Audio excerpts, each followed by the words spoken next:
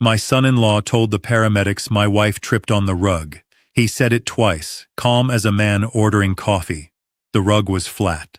I had rolled it out myself that morning, corner by corner, the way I have checked every surface in that house for 41 years.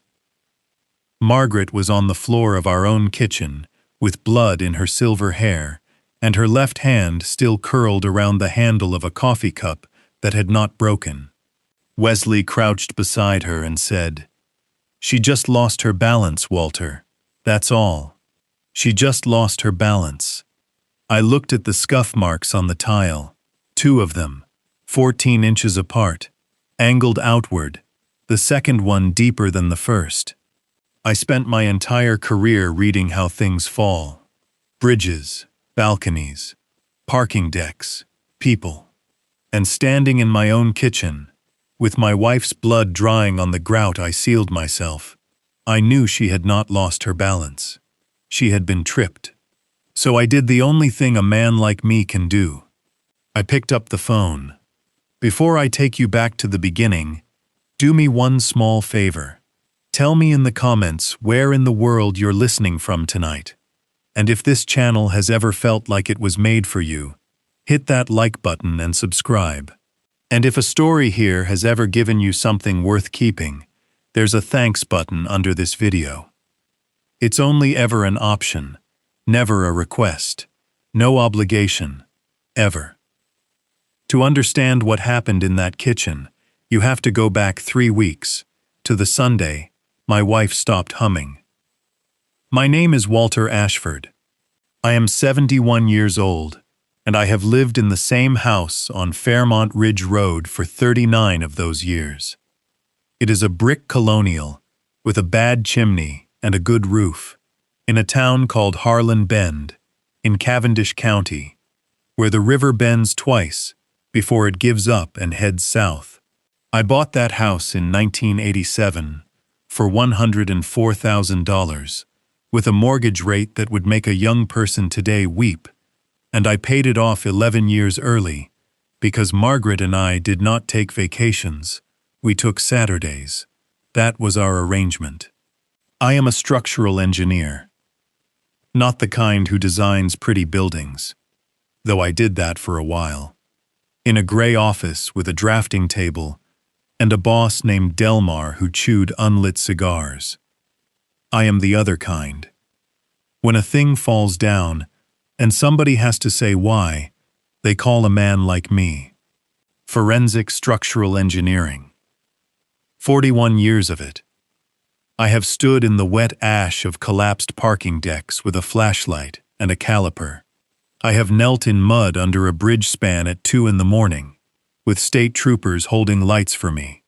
I have testified in 119 depositions and 41 trials, and I have told 9 different insurance companies exactly what they did not want to hear.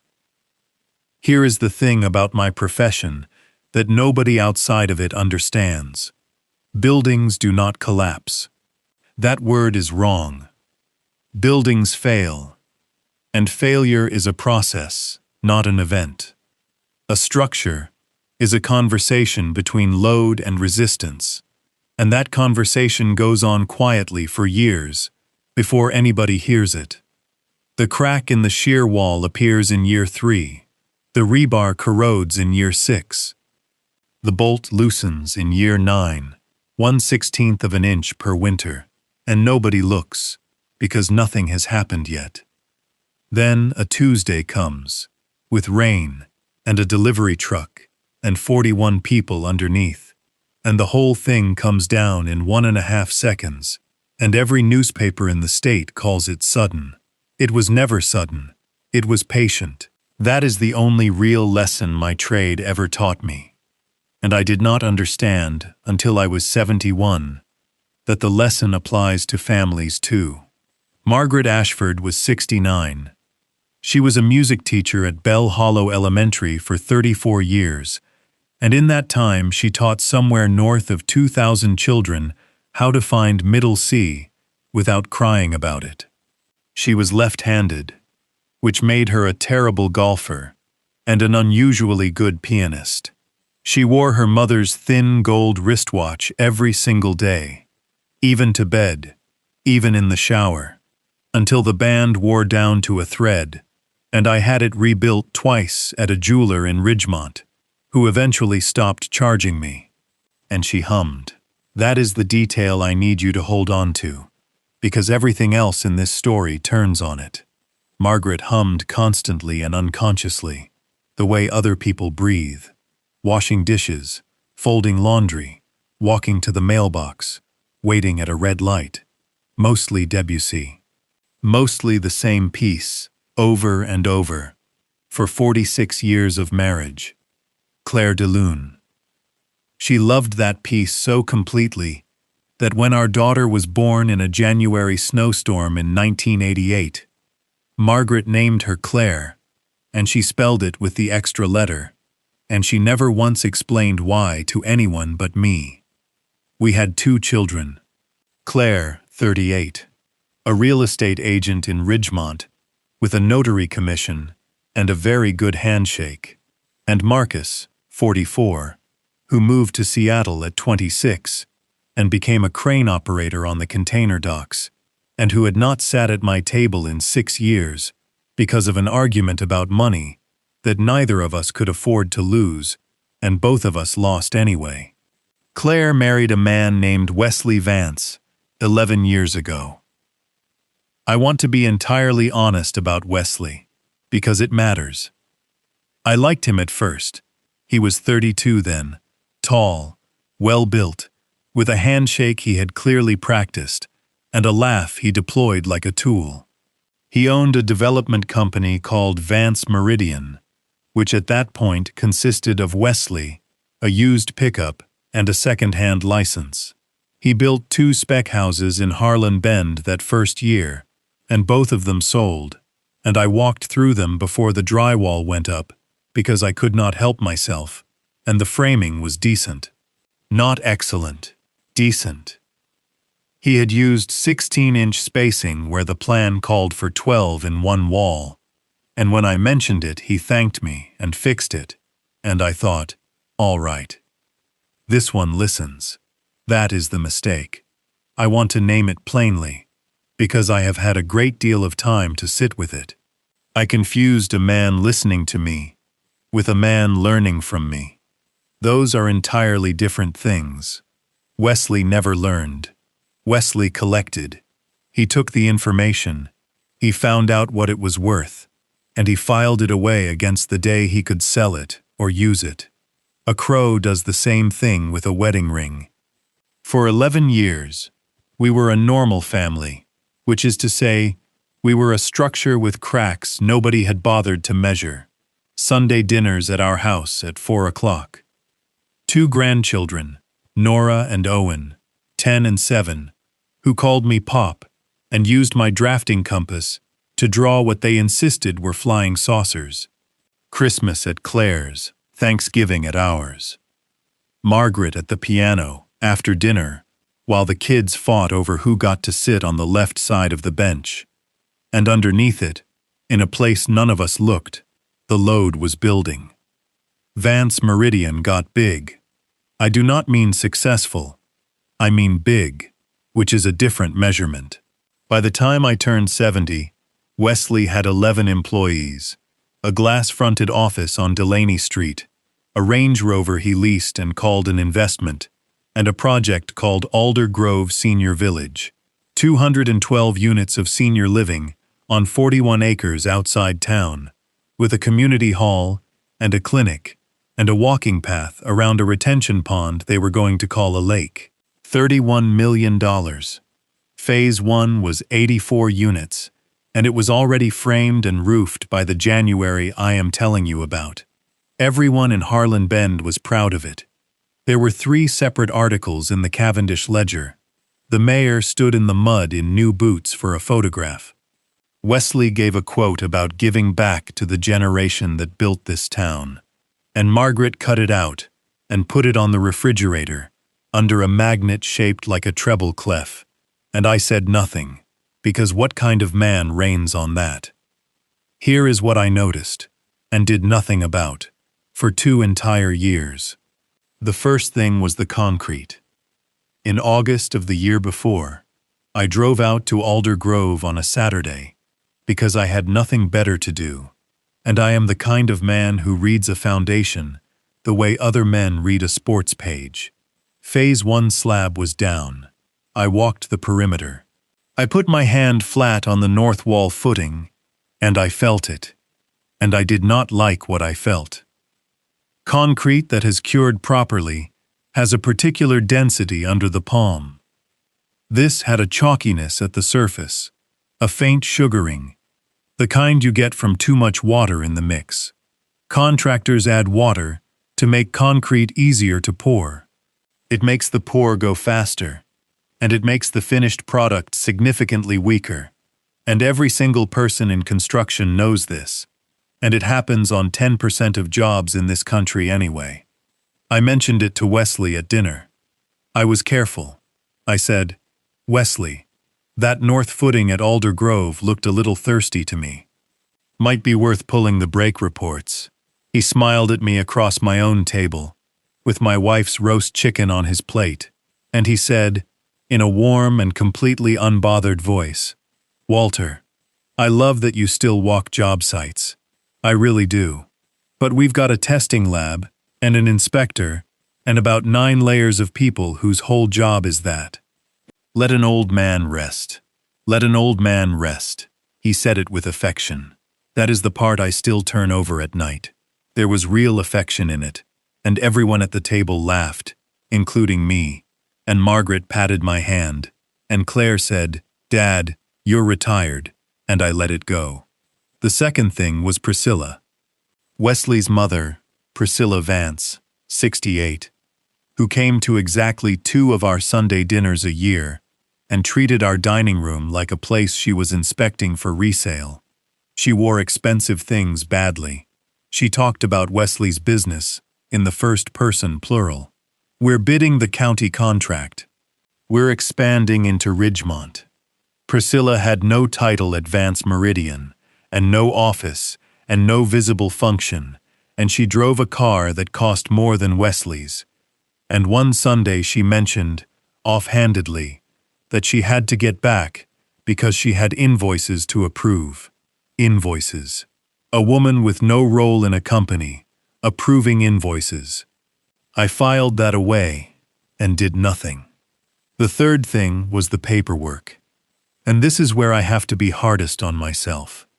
In October, Wesley asked me for a copy of our deed.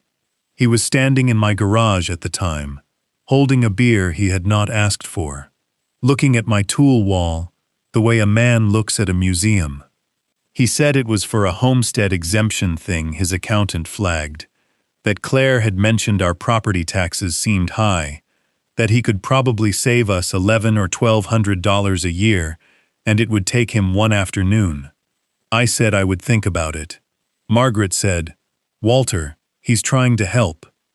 And 2 weeks later, when he asked again, and when Claire asked once, gently, in the kitchen, with her hand on my arm, I gave him a copy of the deed to a house I had paid off in 2009, along with the parcel information for 140 acres in the north end of Cavendish County that Margaret inherited from her father in 1999, and that we had never done a single thing with, except walk it twice a year in October. I want you to understand what kind of man hands over that paperwork. Not a fool. A man who has spent 41 years being the most careful person in every room he enters, and who is tired, and who wants very badly for his family to be a place where he does not have to be careful. That is the crack in the shear wall. Year 1. Nobody looks, because nothing has happened yet. Now the Sunday Margaret stopped humming. That was the second Sunday in February. I was at the sink.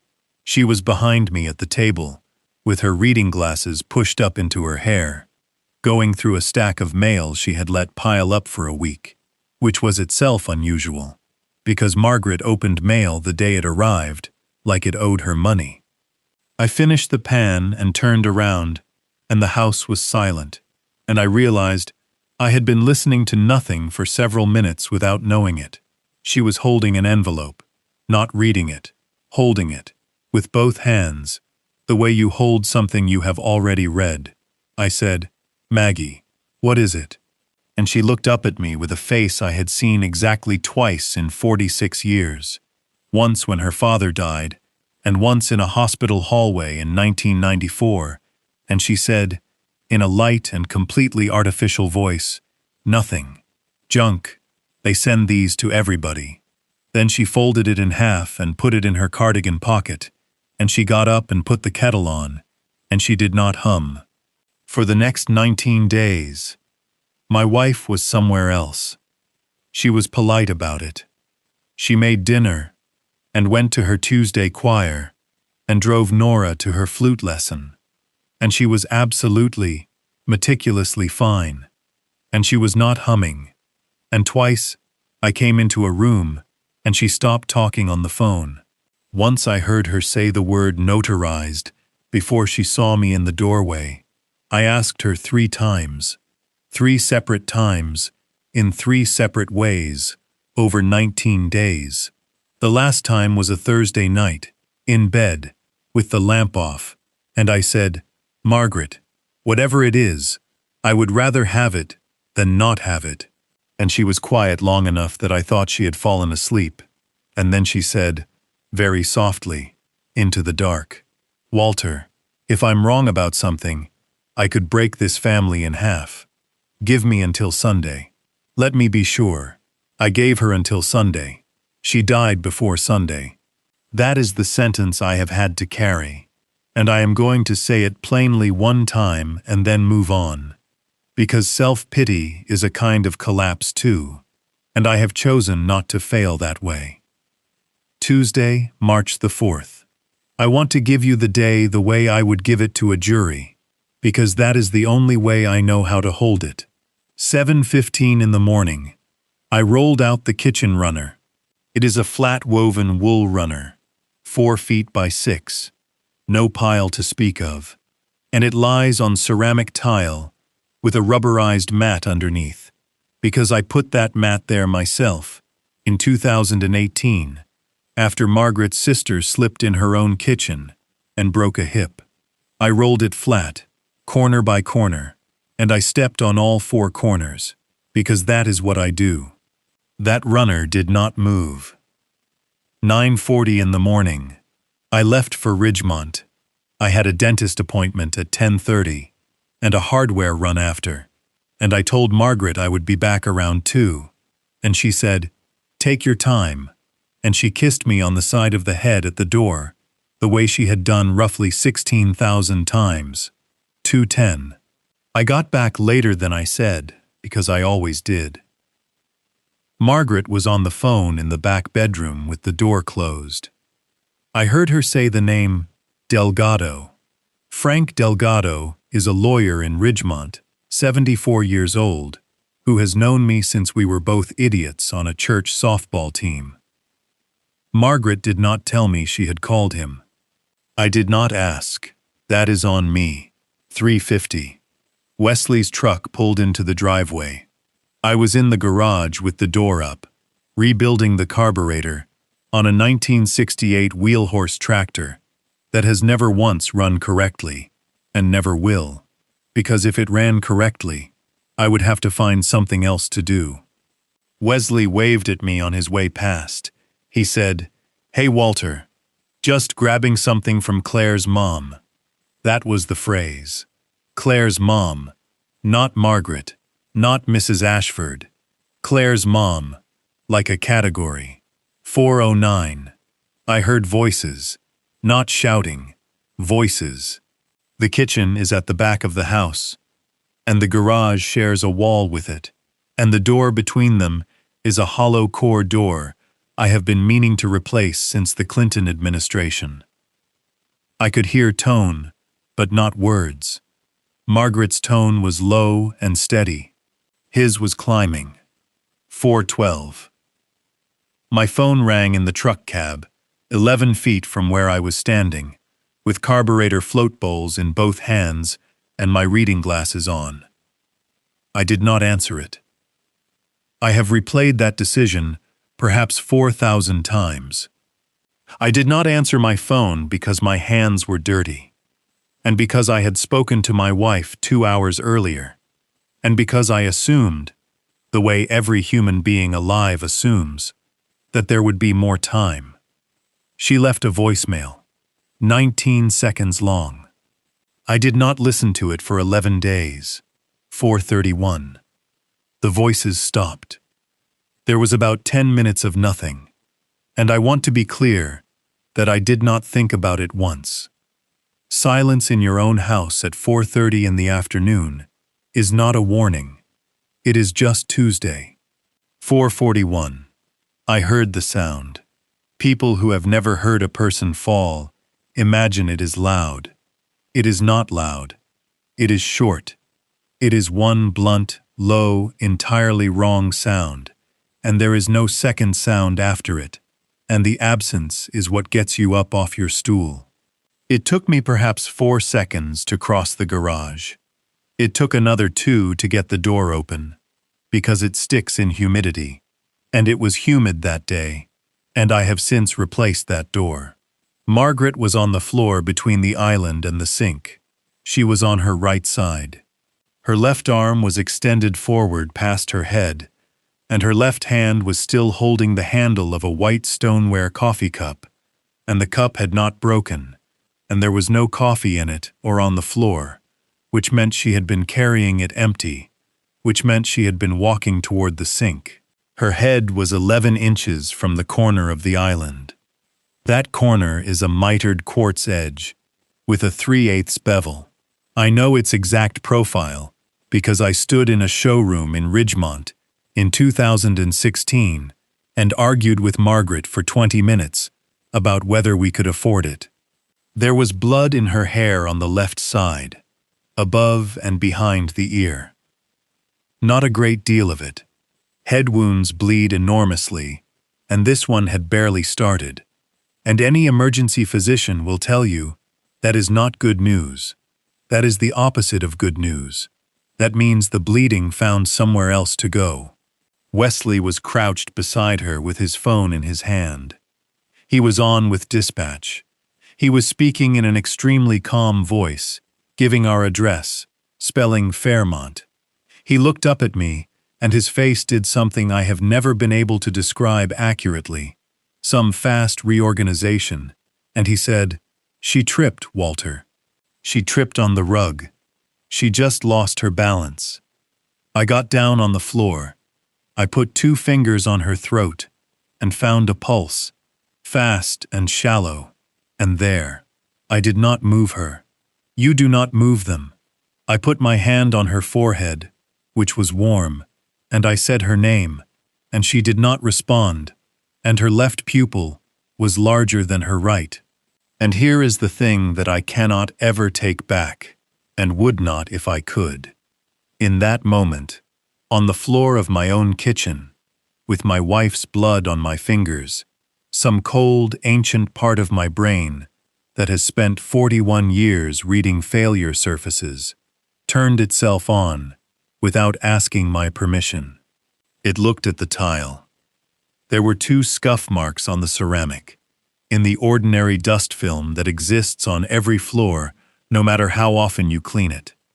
The first was faint, about 2 inches long, oriented roughly along her direction of travel. The second was 14 inches beyond it, 3.5 inches long, deeper, and angled outward to the left by what I estimated then, and confirmed later, to be 22 degrees. That is not a trip.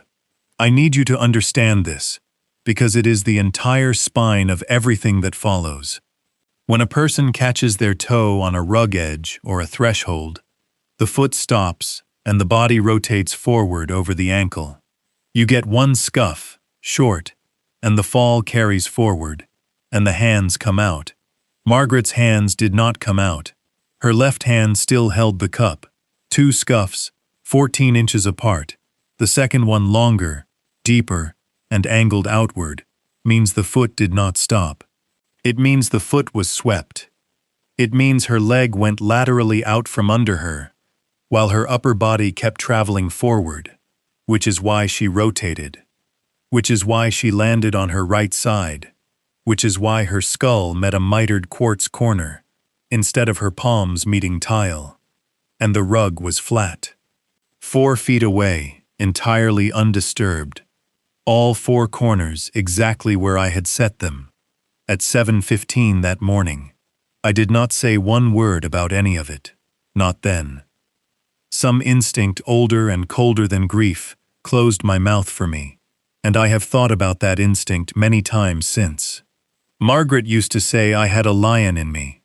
She said it fondly, and she meant it as a joke about my temper, which I have almost never shown to anyone. She said, "Walter, you sleep in the sun about 11 months a year." On the floor of my kitchen, at 4:43, in the afternoon, on March the 4th, something woke up, and it did not make a sound, and it did not intend to, for a very long time. The ambulance took 9 minutes and 40 seconds. I know, because I looked at the clock on the stove when I heard the sound, and I looked at it again when the first paramedic came through the front door. And that is what my mind does under pressure. It measures. It is not a virtue. It is a symptom. Wesley told them she tripped on the rug. He said it twice. He said it once to the paramedic with the red bag, and once, 11 minutes later, in the driveway, to a Harlan Bend patrol officer named Cutler, who was 26 years old and taking notes on a tablet. "The rug," Wesley said. She caught her foot on the rug and went down hard. I heard it from the hallway. From the hallway. That is what he told the officer. From the hallway. I was standing 8 feet away. I said nothing. Officer Cutler asked me if I had seen it, and I said no. I was in the garage. He asked me if there was anything else, and I looked at that boy's young, serious face, and I understood with total clarity that if I said the words "she was tripped in that driveway," in that condition, with my hands shaking and my wife's blood on my shirt, I would be a distraught husband saying a wild thing, and it would go in a report, and the report would say the spouse made an unsubstantiated allegation, and everything I did afterward would be measured against that sentence. 41 years of testimony taught me one thing above all others. You do not make a claim until you can carry it. An engineer who says the beam failed and cannot show why is not an engineer.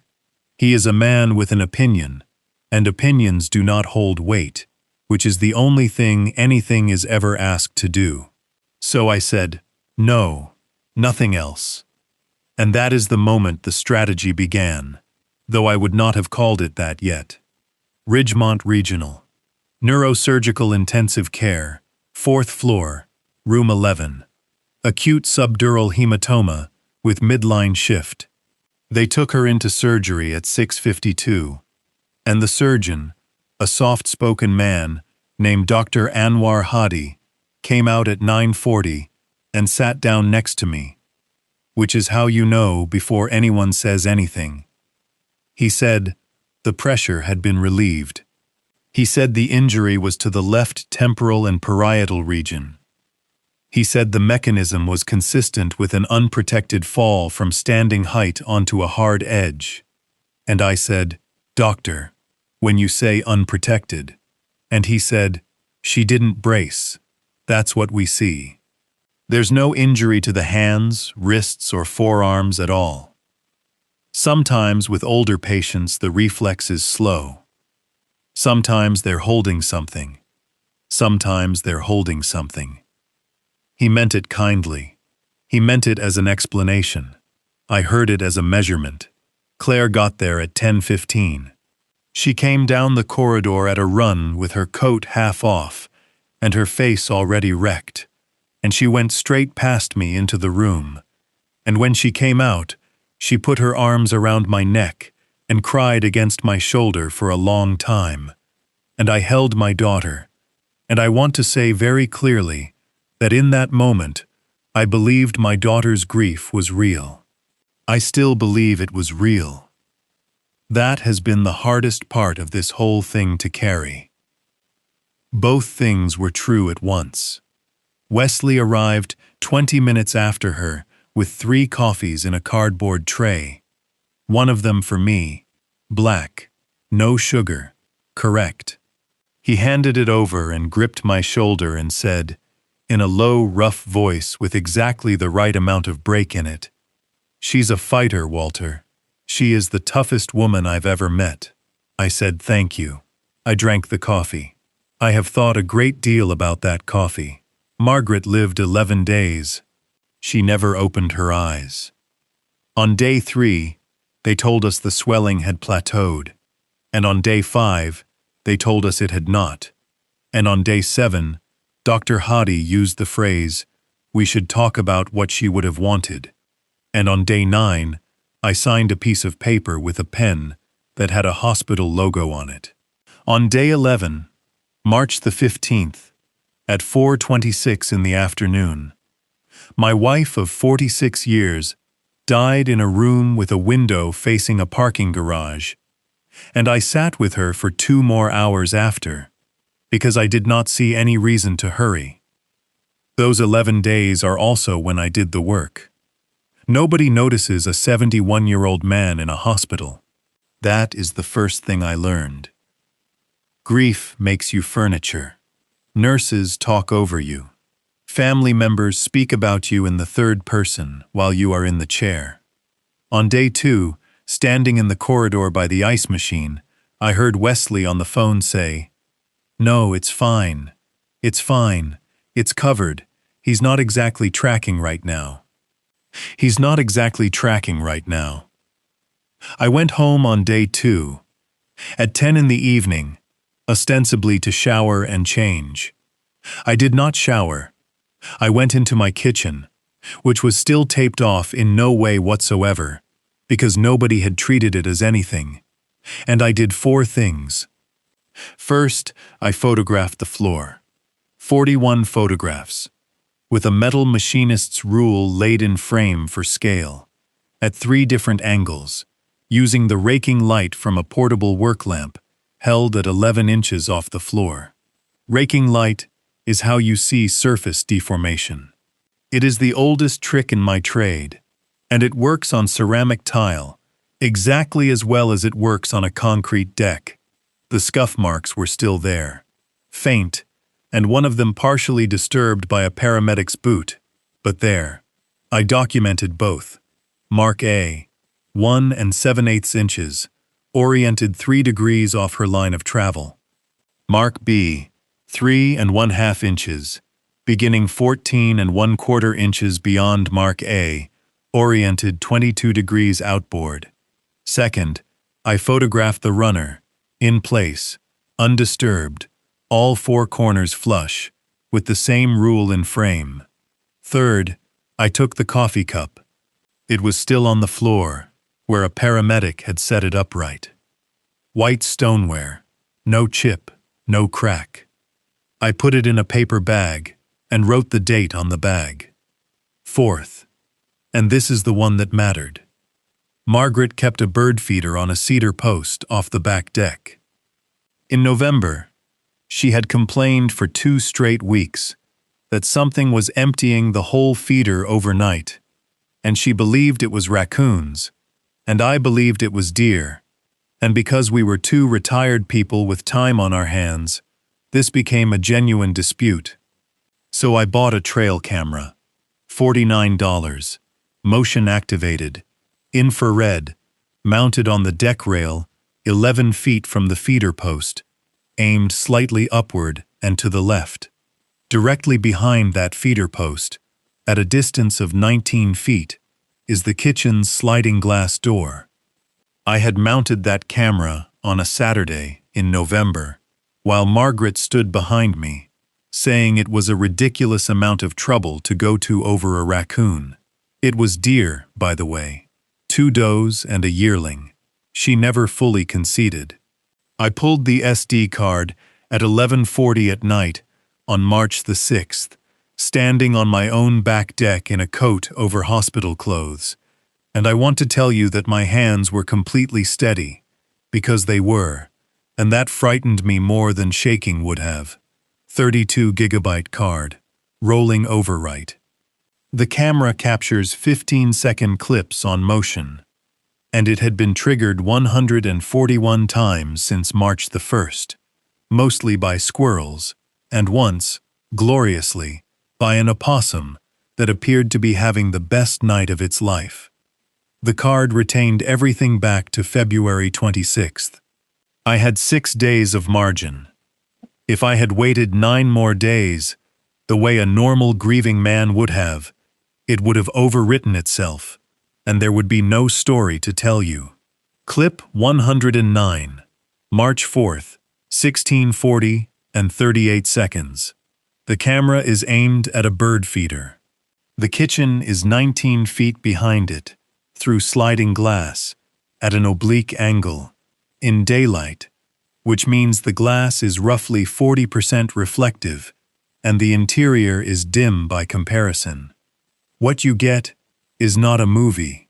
What you get is a smeared, doubled, low-contrast image of a room, at an angle, through a screen of reflected sky and bare maple branches. An ordinary person watching that clip sees nothing. I watched it 11 times that first night on a laptop at my kitchen table, at 1 in the morning, and I saw 2 shapes. One shape is a woman, in a light cardigan, moving left to right across the frame, away from the island, toward the sink. Her left arm is slightly forward. Her pace is entirely normal. The second shape is a man, standing to her left, near the island. He is stationary. She passes in front of him, and then, in the 9th frame after she enters his zone, his right leg extends. It is not a kick. I want to be exact, because I have been exact about it under oath since. It is an extension. The leg comes out, low and lateral, at roughly ankle height, and it holds, and her lower leg meets it, and her foot goes outboard, and she rotates, and she leaves the frame downward. And then the man does not move for 1 1/8 seconds. He stands there. Then he takes 1 step forward and crouches, and 11 seconds later, he takes out his phone. 1 1/8 seconds. That is the number that decided everything. Because a man who trips someone by accident moves instantly. A man who did not do it at all moves instantly. Only one kind of man stands still for a second and an eighth first, and that is a man checking his own work. I watched it until 3 in the morning. Then I copied the file 4 times. 1 copy on the original card, which I sealed in an envelope and did not touch again. 1 on a laptop. 1 on a thumb drive in the gun safe in my basement, which contains no guns and never has, and which Margaret used to call the sock drawer, and 1 uploaded to a cloud account under my own name with a timestamp. Then I went and sat in my truck in my own driveway for a while, and at some point after 4 in the morning, I put my forehead against the steering wheel, and I made a sound I have not made before or since. And then I sat up, and I wiped my face with a shop rag, and I began to think about what a 71-year-old man is worth in a fight. The answer, I decided, was this: not much, if he fights the way they expect. Everything, if he does not. On March the 9th, 2 days before we withdrew support, a detective from the Cavendish County Sheriff's Office came to the hospital. Her name was Ruth Kessler. She was 63 years old. She had a gray bob and a leather portfolio that had clearly outlived several partners, and she was 2 months from mandatory retirement, and I did not know any of that yet. She sat down across from me in the family lounge and said, "Mr. Ashford, I'm sorry. This is routine. Any serious injury in a residence with a witness present, we take a statement. It's not an accusation of anything. I said I understood. I answered every question truthfully, and I volunteered absolutely nothing. Was I in the house? Yes, in the garage. Did I see the fall? No. Did I hear anything before? Voices, at a normal volume, indistinct. Was there any history of falls? None. Was she on blood thinners? Low-dose aspirin, daily, for 11 years. Then Detective Kessler said, "Your son-in-law gave a statement Tuesday night. Your daughter gave one Thursday morning. I'd like to just confirm a couple of details against yours." And she read me my daughter's statement. Claire told the Cavendish County Sheriff's Office, in a signed written statement on March the 6th, that she had spoken to her mother by telephone at approximately 4:30 in the afternoon on March the 4th, and that her mother had sounded confused and had mentioned feeling lightheaded and had said she needed to sit down. That call never happened. I know it never happened because I later pulled Margaret's phone records, and the last call on that phone was outgoing, to my number, at 16:12 and 51 seconds, and it lasted 19 seconds because I did not answer it. There was no 4:30 call. My daughter invented a symptom for her mother, 2 days after her mother's skull was fractured, and she signed her name under it. I sat in that lounge with a detective looking at me, and I felt the floor of my life tilt about 4 degrees, and I heard my own voice say, in a mild, slightly vague tone, "Oh, that sounds right." Maggie had been tired. She'd been tired for a couple of weeks. That was the first lie I ever told a police officer. I have never regretted it for a single second, because in that instant, I understood the shape of the thing. It was not one man. If it had been one man, I could have handed a detective a video file and gone home. But Claire had signed a statement. Claire, who cried on my shoulder in a hallway, which meant either my daughter had been persuaded to lie for her husband, or my daughter had a reason of her own, and I did not know which. And until I knew which, every word out of my mouth was a weapon that could be turned around and put in my hands. Detective Kessler closed her portfolio. She looked at me a moment longer than she needed to. Then she said, "Mr. Ashford, do you have any concerns at all about how this happened?" And I said, in a soft, tired, entirely defeated voice, "I don't know, Detective. I don't know anything anymore. I can't even find my glasses half the time. They were on my head." She noticed. I watched her notice. She stood up, and she gave me her card, and she said, in a flat voice, with nothing behind it that I could read, "Well, if you find them, call me. I have that card in a frame in my study now. It is the only thing on that wall." Margaret died on March the 15th. The funeral was the 20th, at Cavendish Methodist, and there were 340 people there, because a woman who teaches for 34 years in a town of 9,000 does not have a small funeral. Former students in their 40s stood in the back. A man of 52 named Dennis Rourke, who had been a nightmare of a child, got up unprompted and told everybody that Mrs. Ashford had let him eat lunch in the music room every day for 2 years in 1985, and had never once asked him why. Claire spoke. She spoke beautifully. She talked about the piano bench and the extra letter in her name, and she broke down twice, and I stood beside her with my hand on her back. And Wesley Vance was a pallbearer at my wife's funeral. He carried her at the left rear corner. He wore a charcoal suit, and he wept openly in the second pew. And at the reception in the fellowship hall, he stood beside a folding table of ham biscuits and told my wife's choir director, in a voice thick with feeling, that Margaret had been the only person in his life who ever made him feel like family. I stood 11 feet away, with a paper cup of coffee I did not drink, And I watched a man perform grief over a woman he had killed, and I did not feel rage.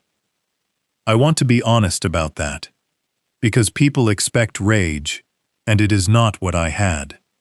What I had was a kind of terrible, quiet clarity, the way a room gets very clear, right before you understand what is wrong with the floor. Two things happened at that reception that I need to tell you about. The first, Priscilla Vance came up to me by the coat rack, put a hand on my forearm, and said, "Walter, we're all just so devastated." And then, without any transition whatsoever, she said, "Now, you're not going to try to keep up that house by yourself, are you?" My wife had been in the ground for 90 minutes. I said, in a wavering voice, I hadn't thought about it. And Priscilla's hand tightened very slightly on my arm and she said, "Well, don't think about it. Let Wesley think about it. That's what he's for." The second, Frank Delgado found me by the kitchen door. Frank is 74, built like a fire hydrant, and has been practicing law in Ridgemont since 1978. He did not offer condolences, which is why I love him. He said, "Walter, Margaret called my office on the 28th of February, and again on March the 4th, at 2:11 in the afternoon." I said, "I know. I heard your name through a door." He said, "She asked me a hypothetical. She asked what happens if a signature on a recorded document isn't yours. She was scheduled to come in on Monday the 10th with a folder." I said, "Frank, do you have anything?" And he said, "No. She never got here." But Walter, in 46 years I have never once had a woman ask me that question when the answer didn't already exist in her handbag. I drove home from my wife's funeral, and I sat in the driveway for a while, and then I went inside, and I opened her cardigan closet, and I went through every pocket of every cardigan she owned, and there were 11 of them, and in the left pocket of the oatmeal-colored one she had been wearing on the second Sunday of February, I found a folded envelope. It was from Mercantile Trust and Savings of Ridgemont. It was addressed to Walter and Margaret Ashford. It was a mortgage statement. It said that the outstanding principal balance on the property at 41 Fairmont Ridge Road was $1,480,000, on a house I paid off in 2009. I sat down on the edge of our bed, holding a piece of paper, in a room that still smelled like her, and I understood that my wife had spent the last 19 days of her life carrying that alone, because she was trying to figure out how to tell me without breaking her daughter's marriage. And I understood what she had meant by, if I'm wrong about something, I could break this family in half. She was not wrong, and it was already broken.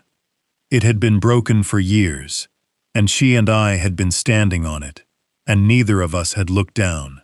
Here is where I have to explain a decision that some of you are going to disagree with, and I accept that. That night, on March the 20th, I had enough to go to the police. I had a video clip. I had a mortgage statement on a paid-off house. I had a lawyer who could testify to a phone call. If I had walked into the Cavendish County Sheriff's Office on March the 21st with all of it, they would have opened a case. And here is exactly what would have happened. And I know it happened, because I have been on the wrong side of it as an expert witness 11 separate times. Vance Meridian had money, and a lawyer on retainer named Kirk Otley. The video is 19 feet through reflective glass, at an oblique angle.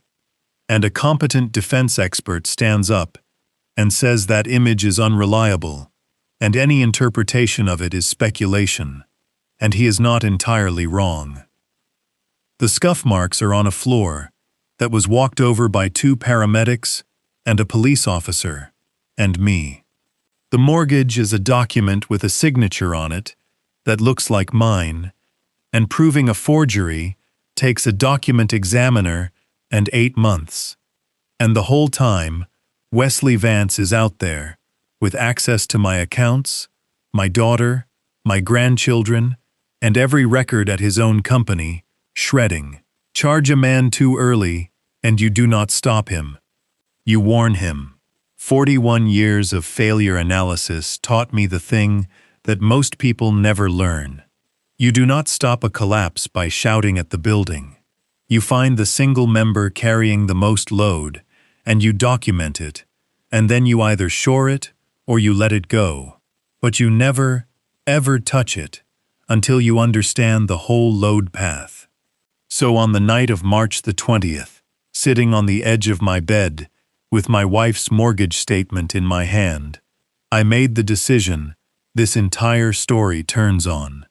I decided to become exactly the old man they already believed I was. Confused, slow, grieving, grateful for help, bad with paperwork, losing his glasses, repeating himself, not exactly tracking right now. They had already written that report about me. All I had to do was agree with it. An old lion sleeps in the sun for most of his life. Everything around him gets very comfortable with that. They walk past him. They step over his tail. They stop counting him. That is not weakness. That is the last advantage an old animal has, and I intended to spend every bit of it. The performance started on March the 22nd, and I am going to tell you exactly how it was constructed, because it was constructed. It was not improvised. I built it the way I would build a load test. Rule 1. Never claim to be confused. Demonstrate it, once, small, and let them draw the conclusion themselves. A man who says I'm losing it is asking to be reassured. A man who cannot find the word for refrigerator for 4 seconds and then laughs at himself is simply an old man, and people file it instantly and permanently. Rule 2. Be grateful. Enormous, embarrassing, repetitive gratitude. Thank them for everything twice. Gratitude closes people's eyes faster than anything else on earth, because a grateful man is a solved problem. Rule 3. Never resist anything that does not matter, so that when you resist something that does matter, it reads as confusion rather than defense. Rule 4. And this was the hardest. Get worse slowly. A sudden decline invites doctors. A gradual one invites paperwork. On March the 22nd, Wesley came by with a casserole from a woman at his church and a folder. Inside the folder was a durable power of attorney, financial, and a healthcare proxy, and a very reasonable speech about how, God forbid, if something happened, nobody wanted the family to go through probate court, and Claire could handle everything, and it was really just about protecting me. Claire was standing in my kitchen while he said it. My daughter stood 11 feet from the tile where her mother's head struck the island, and she said, "Dad, it's just so you don't have to deal with any of it." I put on my reading glasses. I picked up the document. I held it for a long moment, and I let my hand shake very slightly, which was not difficult that week, and I said, "Is this the thing your mother and I did in '98 with Frank?" Wesley said, "No, this is different. This is updated." And I said, "Well, Frank did ours." It was 4 words. It was not a refusal. It was a confused old man remembering a lawyer's name. And Wesley's face did the thing again. That quick reorganization. And he said, "Absolutely. We can loop Frank in. No rush at all." There was, in fact, considerable rush. He asked again on April the 4th, April the 19th, and May the 2nd. I never once said no. I said, "Let me ask Frank." I said, "I want to be sure I understand it." I said, "I had a bad night. Can we do this Saturday?" And on Saturday I said, "Did we talk about this already? I'm sorry. My head is like a sieve lately." 6 weeks of that. It cost him 6 weeks, and it cost me nothing but dignity. And I had decided that dignity was a line of credit I was willing to draw against. Meanwhile, I built the file. I want to describe my system, because a few of you may need it someday, and I hope to God you do not. I did not use a computer for anything that mattered. Computers are searchable by other people. I used a hardbound engineering field book, green cover, quadrille pages, numbered, the same kind I have used since 1982. Every entry got a date, a time, and a location. Every entry was written in ink, and nothing was ever erased or torn out, because a document with a torn-out page is worth nothing on a witness stand, and a document with a crossed-out line, initialed by the writer, is worth a great deal. I filled 4 of them in 5 months. They sat in plain sight on the workbench in my garage, under a coffee can of cotter pins. Because the one place nobody looks for a secret is inside a boring hobby. And then I did the work I was actually qualified to do. On April the 6th, I turned my garage into an accident reconstruction lab. I began with the video. 15 seconds, 12 frames per second, 180 frames, of which the relevant sequence is 19. I could not enhance it, and I did not try, because enhancement is how expert testimony gets thrown out. Instead, I did the thing that cannot be argued with. I calibrated the scene. I went into my own kitchen with a laser distance meter, and I measured everything. The distance from the trail camera lens to the deck rail, the rail to the feeder post, the post to the exterior face of the sliding glass, the glass to the near edge of the island to the sink base, cabinet toe kick height, 3 1/2 inches, tile module, 12 inches nominal, with a 3/16 grout joint, which gave me a permanent, unarguable, physical ruler embedded in the floor of the frame. Every tile in that video is a known quantity. That is the whole game. Then I put a survey target on a tripod and photographed it from the camera's exact position at 11 separate known distances, and built a calibration curve for the lens distortion and the oblique angle and the glass refraction. Then I rebuilt the fall. I bought a rescue training mannequin from a fire equipment supplier in Ridgemont for $1,140, 140 pounds, articulated, weighted to human distribution. Margaret weighed 138. I dressed it in a cardigan. For 9 days, in my own garage, on a mock-up of my own kitchen floor, built from leftover tile and a scrap of quartz countertop with the identical 3/8 bevel, an old man ran a falling dummy through a rig on a rail, over and over, and filmed it from the same relative camera position, and measured where it landed. Trip condition. Foot arrested from the front, ankle height, 22 runs. Every single time, the mannequin rotated forward about the arrested ankle, translated forward between 19 and 26 inches, and landed prone or on the leading shoulder. In every run, the leading arm swung forward and outward, because that is not a decision.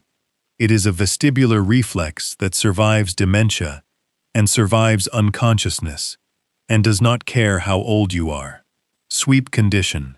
Foot displaced laterally, ankle height, moving. 19 runs. Every single time, the mannequin rotated about its vertical axis, translated laterally, and landed on the side, with the leading arm still forward and across. Margaret landed on her right side, with her left arm extended forward past her head, holding an unbroken cup, and the wound was on the left side of her head, above and behind the ear. That is a sweep. That is only a sweep. There is no version of catching your toe on a flat wool runner 4 feet away that produces that geometry, and I could now demonstrate it 41 times on video with a calibrated scale in frame. Then I did the arithmetic that made the whole thing lethal. The 2 scuff marks. 14¼ inches apart. I measured Margaret's walking stride from 100 hours of home video, from Christmas mornings and school concerts, and a hallway in 1991, and her natural step length was 23 inches, at a cadence of 108 steps per minute. Her foot could not have produced two marks 14 inches apart in the same step. So the second mark was not made by her foot. I measured mark B again, under raking light, at a grazing angle of 11 degrees, and photographed it at 10 times magnification, with a bellows lens I have owned since 1988.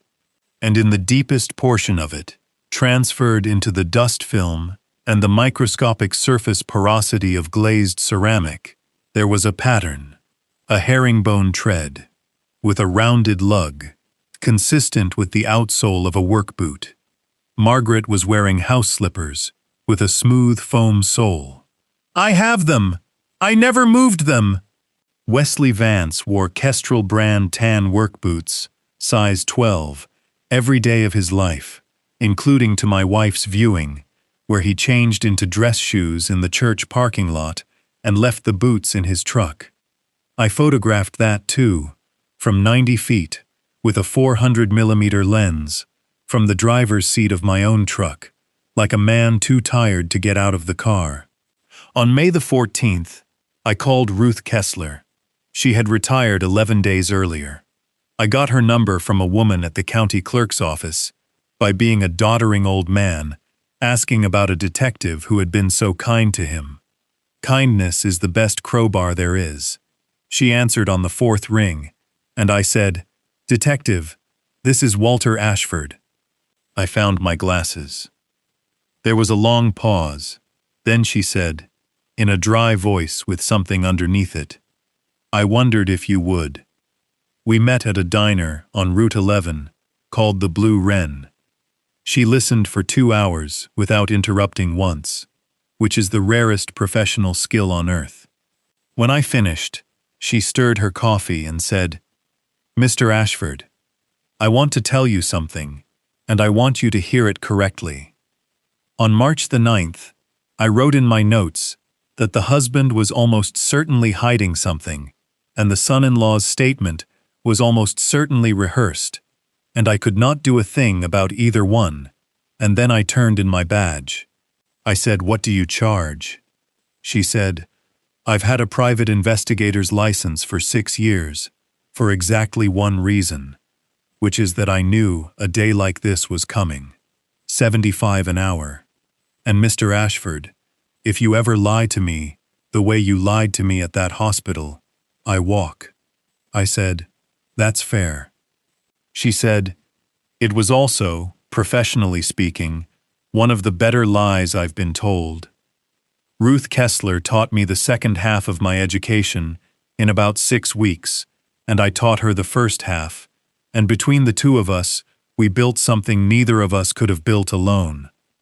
Her rule was this: physical evidence tells you what happened. Paper tells you why.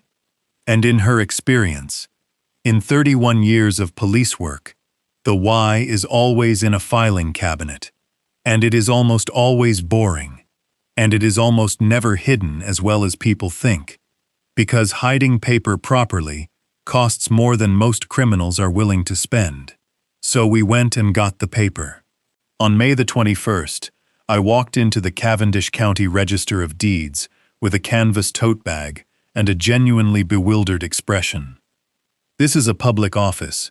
Everything filed there is a public record, and anybody may look at it, but almost nobody ever does, and the clerks are so unaccustomed to being asked that they will help you for an hour out of pure novelty.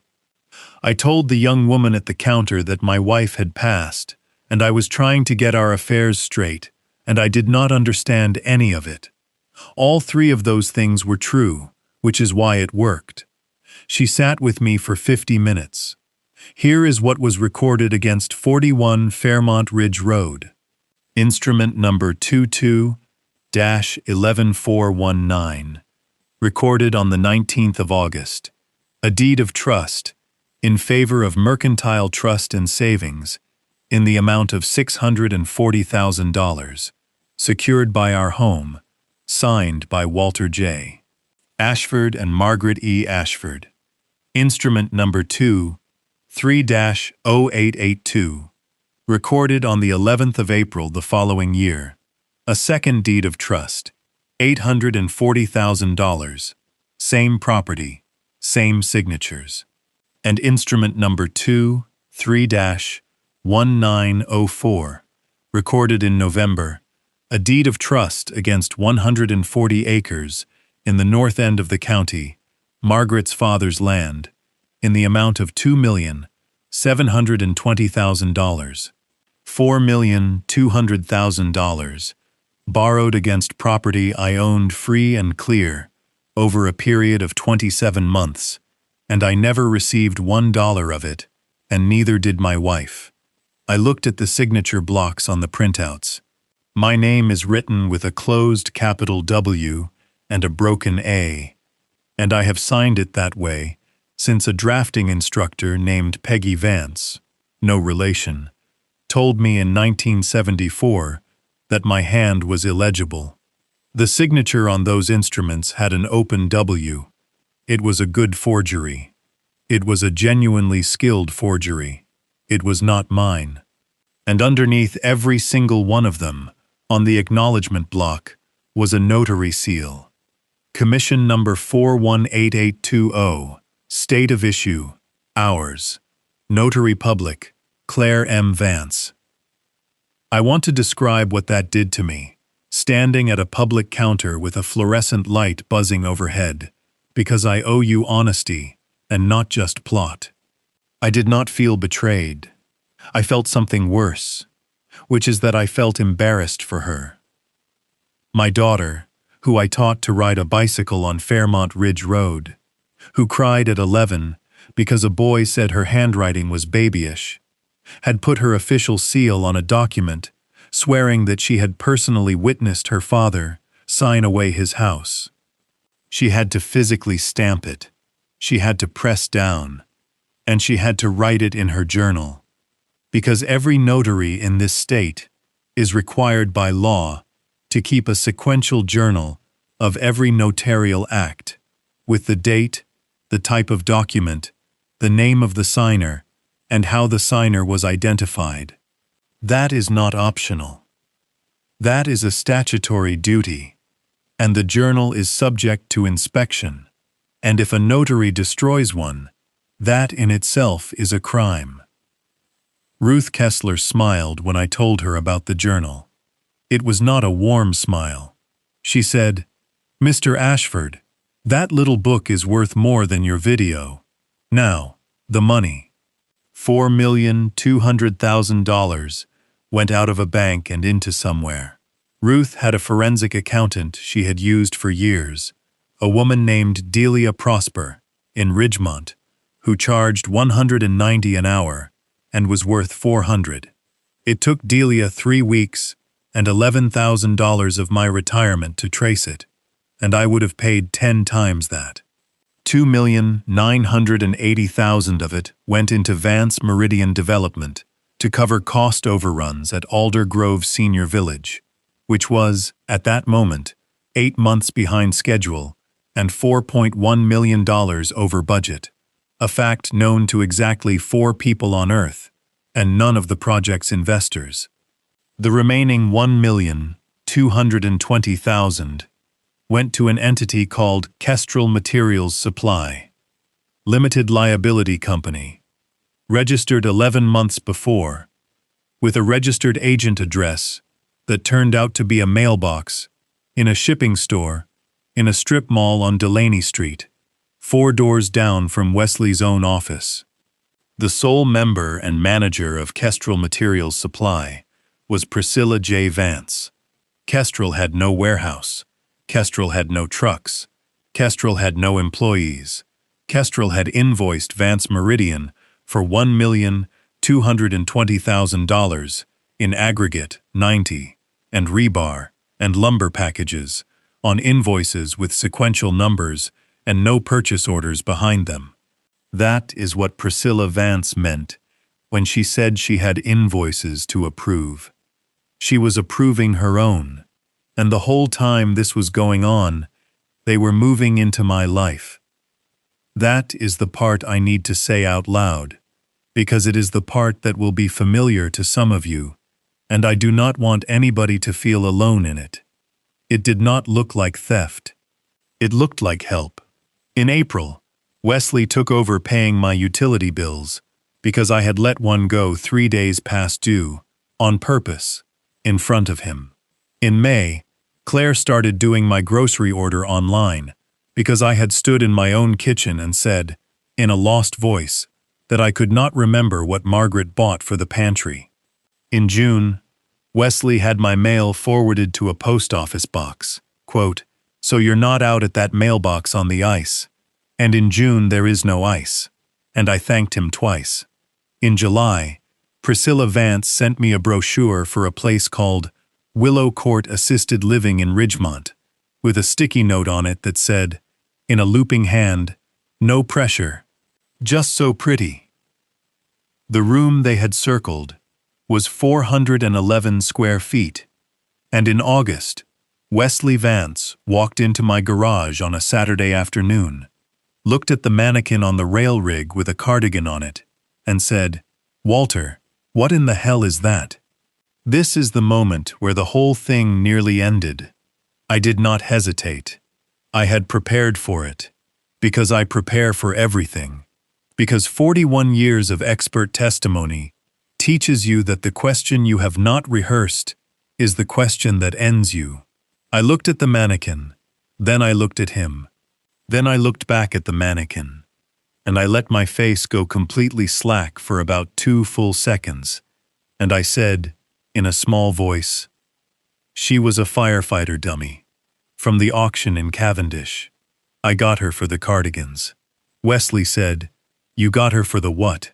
And I said, "I couldn't take them to the church, Margaret's things.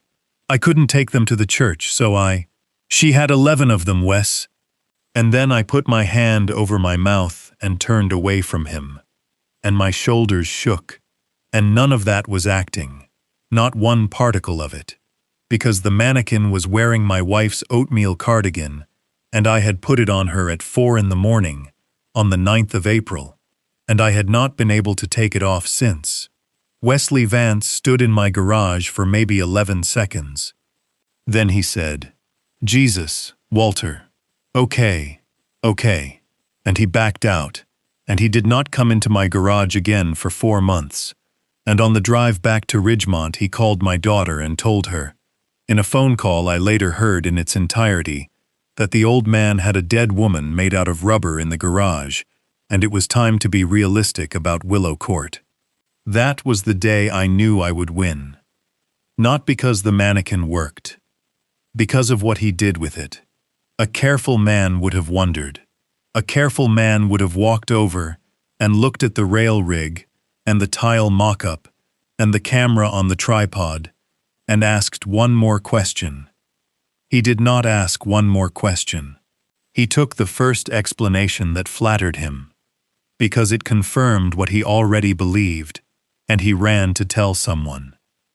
That is a load path with no redundancy. One member carrying everything, and the member is his own certainty about me. An old lion does not need to be faster than anything. He needs the herd to stop looking at him. Wesley Vance had just stopped looking at me, in writing, to a witness, and he had no idea he had done it. Frank Delgado confirmed one thing for me, in writing on the 11th of August, on his letterhead, and I paid him $400 for a single paragraph. In this state, a person who is a party to a conversation may record it without informing anyone else, and a person may record what occurs inside his own residence. 41 Fairmont Ridge Road belonged to me. Every square foot of it, whatever a forged deed of trust said. So on the 14th of August, I did some work on my house. I ran a wire from the cold air return in the dining room baseboard, through the joist bay, into the basement, to a digital recorder the size of a deck of cards, plugged into an outlet behind the furnace, set to voice-activated, with a 256 gigabyte card. Total cost $211. I tested it 11 times. From the head of the dining room table, at a conversational volume, with the furnace running, the transcript quality was excellent. And I moved the trail camera off the deck rail and onto the third shelf of the dining room bookcase, tucked behind a row of Margaret's Reader's Digest condensed novels from 1979, with a hole the diameter of a pencil bored through the spine of a book about Alaska. Then I waited 19 days, because the whole art of this is waiting. On the 2nd of September, Wesley called and said he wanted to have a family meeting. He said Claire would come, and his mother, and Grant, and they wanted to sit down and go over everything together and get me sorted out, and he said it in that warm, generous, faintly weary voice, the voice of a man doing an unpleasant favor. I said, "Oh, that would be a load off." And then I said, in a small voice, "Thursday's my group at the church, 6 to 8. There was a pause of about half a second on that line. I could hear him deciding. Then Wesley said, "Walter, you go to your group. That's important. We'll come by at 6 and get the paperwork organized, so it's all laid out and simple for you when you get back. You shouldn't have to sit through the boring part," I said. "You're too good to me." On Thursday, the 4th of September, at 5:40 in the evening, I got in my truck and I drove to Cavendish Methodist, and I parked in the lot, and I sat there for 4 minutes. Then I drove back and parked on Wren Street, one street behind my own, at a spot where I could see my own roofline over the Halversons' fence, and I sat in the dark cab of a 1994 pickup for 2 hours and 11 minutes, with my hands folded, and I did not turn on the radio. I retrieved the card at 10:40 that night. The recording is 3 hours and 6 minutes long. 11 minutes of it changed my life. I am going to give you that 11 minutes as accurately as I can, because I have listened to it more times than any human being should listen to anything, and because it was played in open court, and it is now a matter of public record. The first 40 minutes are logistics. Grant Holloway, the chief financial officer of Vance Meridian, 49 years old, a man I had shaken hands with at 2 Christmas parties, laying out the position. Alder Grove is 4.6 million over. The bank wants a status certification by October the 10th. Phase 2 financing is contingent on the Phase 1 certificate of occupancy, and the certificate of occupancy is contingent on the county. Then Priscilla Vance says, in a bright, brittle, entirely untroubled voice, "Well, that's Dale, isn't it? That's what Dale is for." And Grant says, "Dale can sign off on framing and grading. Dale cannot sign off on structural. Structural goes to the state because of the occupancy classification. It's senior housing, Priscilla. It's a higher standard. That's the whole point." And Wesley Vance says the sentence that I have heard in my sleep for 2 years. He says, "Then we don't send them the real breaks." Grant says, "Wes." And Wesley says, "We've got 4 sets of cylinder results from Colworth testing, and 2 of them are fine. We send the 2 that are fine. It's the same pour dates. Nobody is going to core drill a finished building." Grant Holloway says, in a voice that is trying very hard, "If a floor goes in that building, we are not talking about money." And Wesley Vance says, "Nothing is going to go, Grant. It's senior apartments. It's not a parking deck. It's not a parking deck." Nobody in that room reacted to that sentence at all, and it went past me the first 4 times I listened, and on the 5th time I stopped the recording and sat perfectly still in my basement for about 10 minutes, because I have spent my entire professional life around parking decks, and there is exactly 1 parking deck in this county that anybody says that way. I will come back to that. It is the worst part of this story.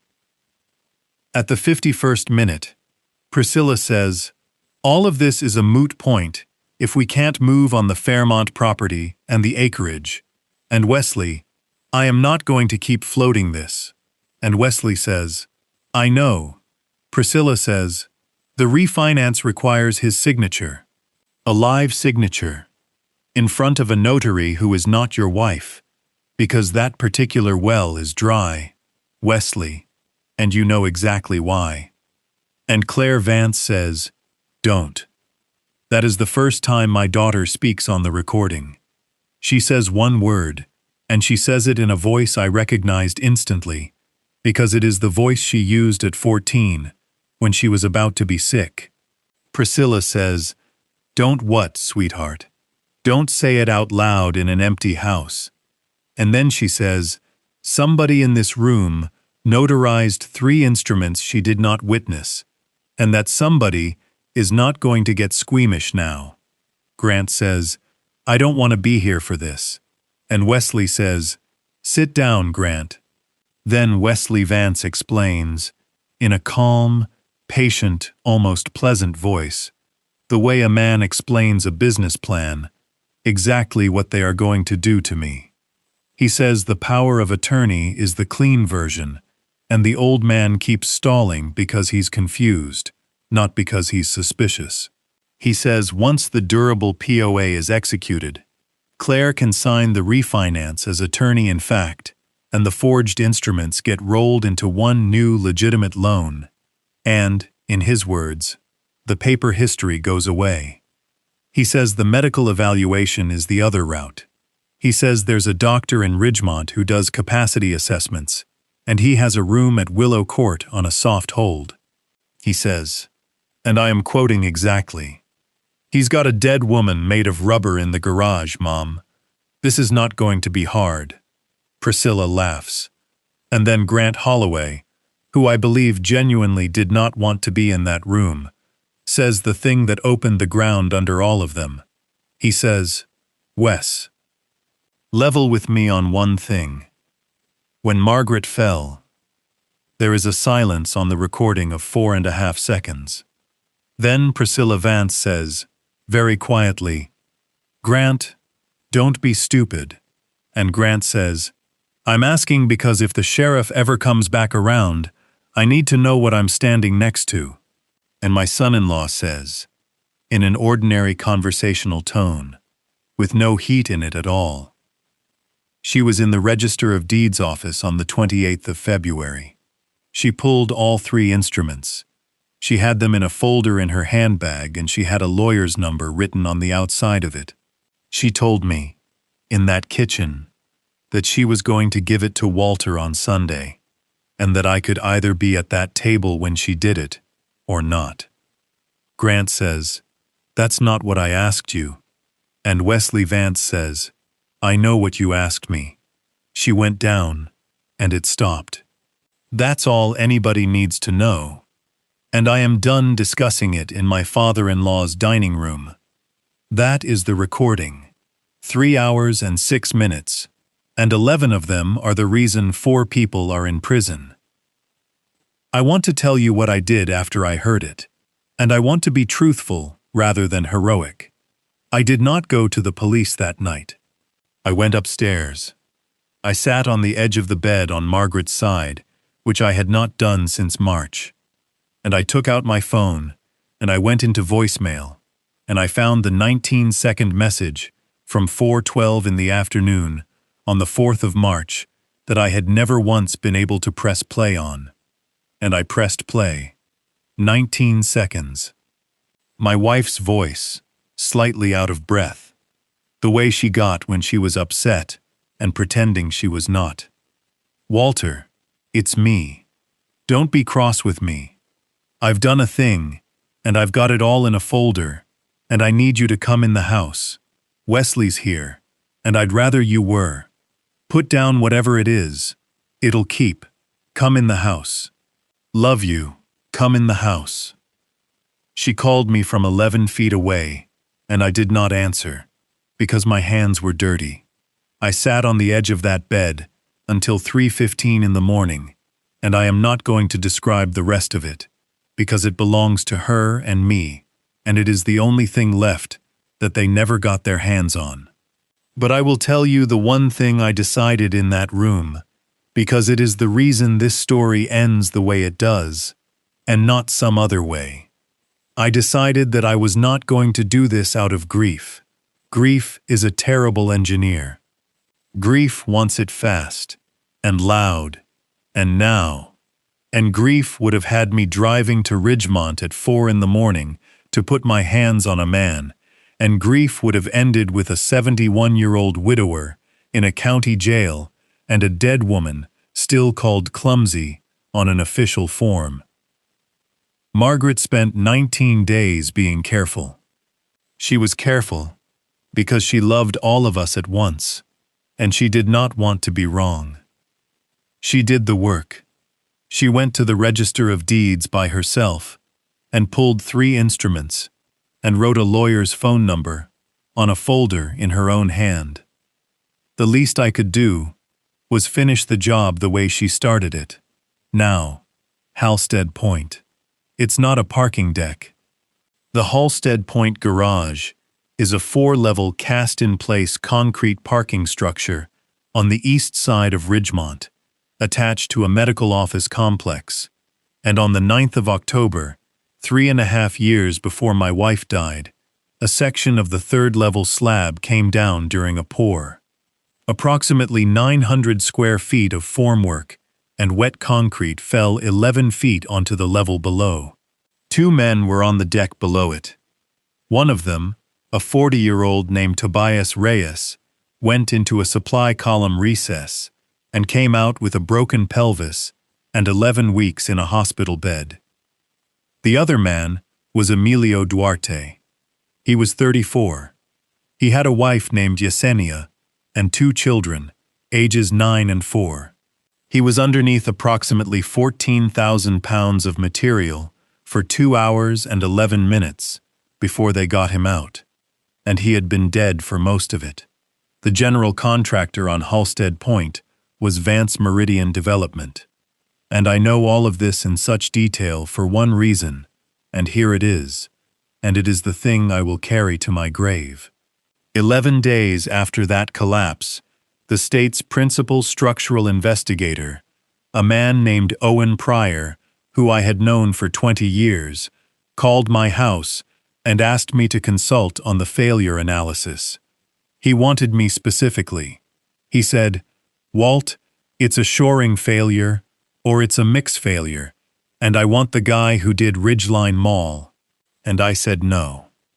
I said no because Vance Meridian was my son-in-law's company, and it was a conflict of interest, and that was a completely correct, entirely professional, absolutely ethical decision, and I made it in 11 seconds, standing in my kitchen with a dish towel over my shoulder, and I have thought about those 11 seconds every day since the 4th of September. The state assigned it to a younger engineer out of the Ridgemont field office. He did a competent job with what he was given. The final report, issued 14 months later, concluded that the 3rd-level formwork failed because reshores on the level below had been removed prematurely and improperly reset, and it attributed that removal to the shoring crew. And it named the shoring crew's lead man, Emilio Duarte. They blamed the dead man.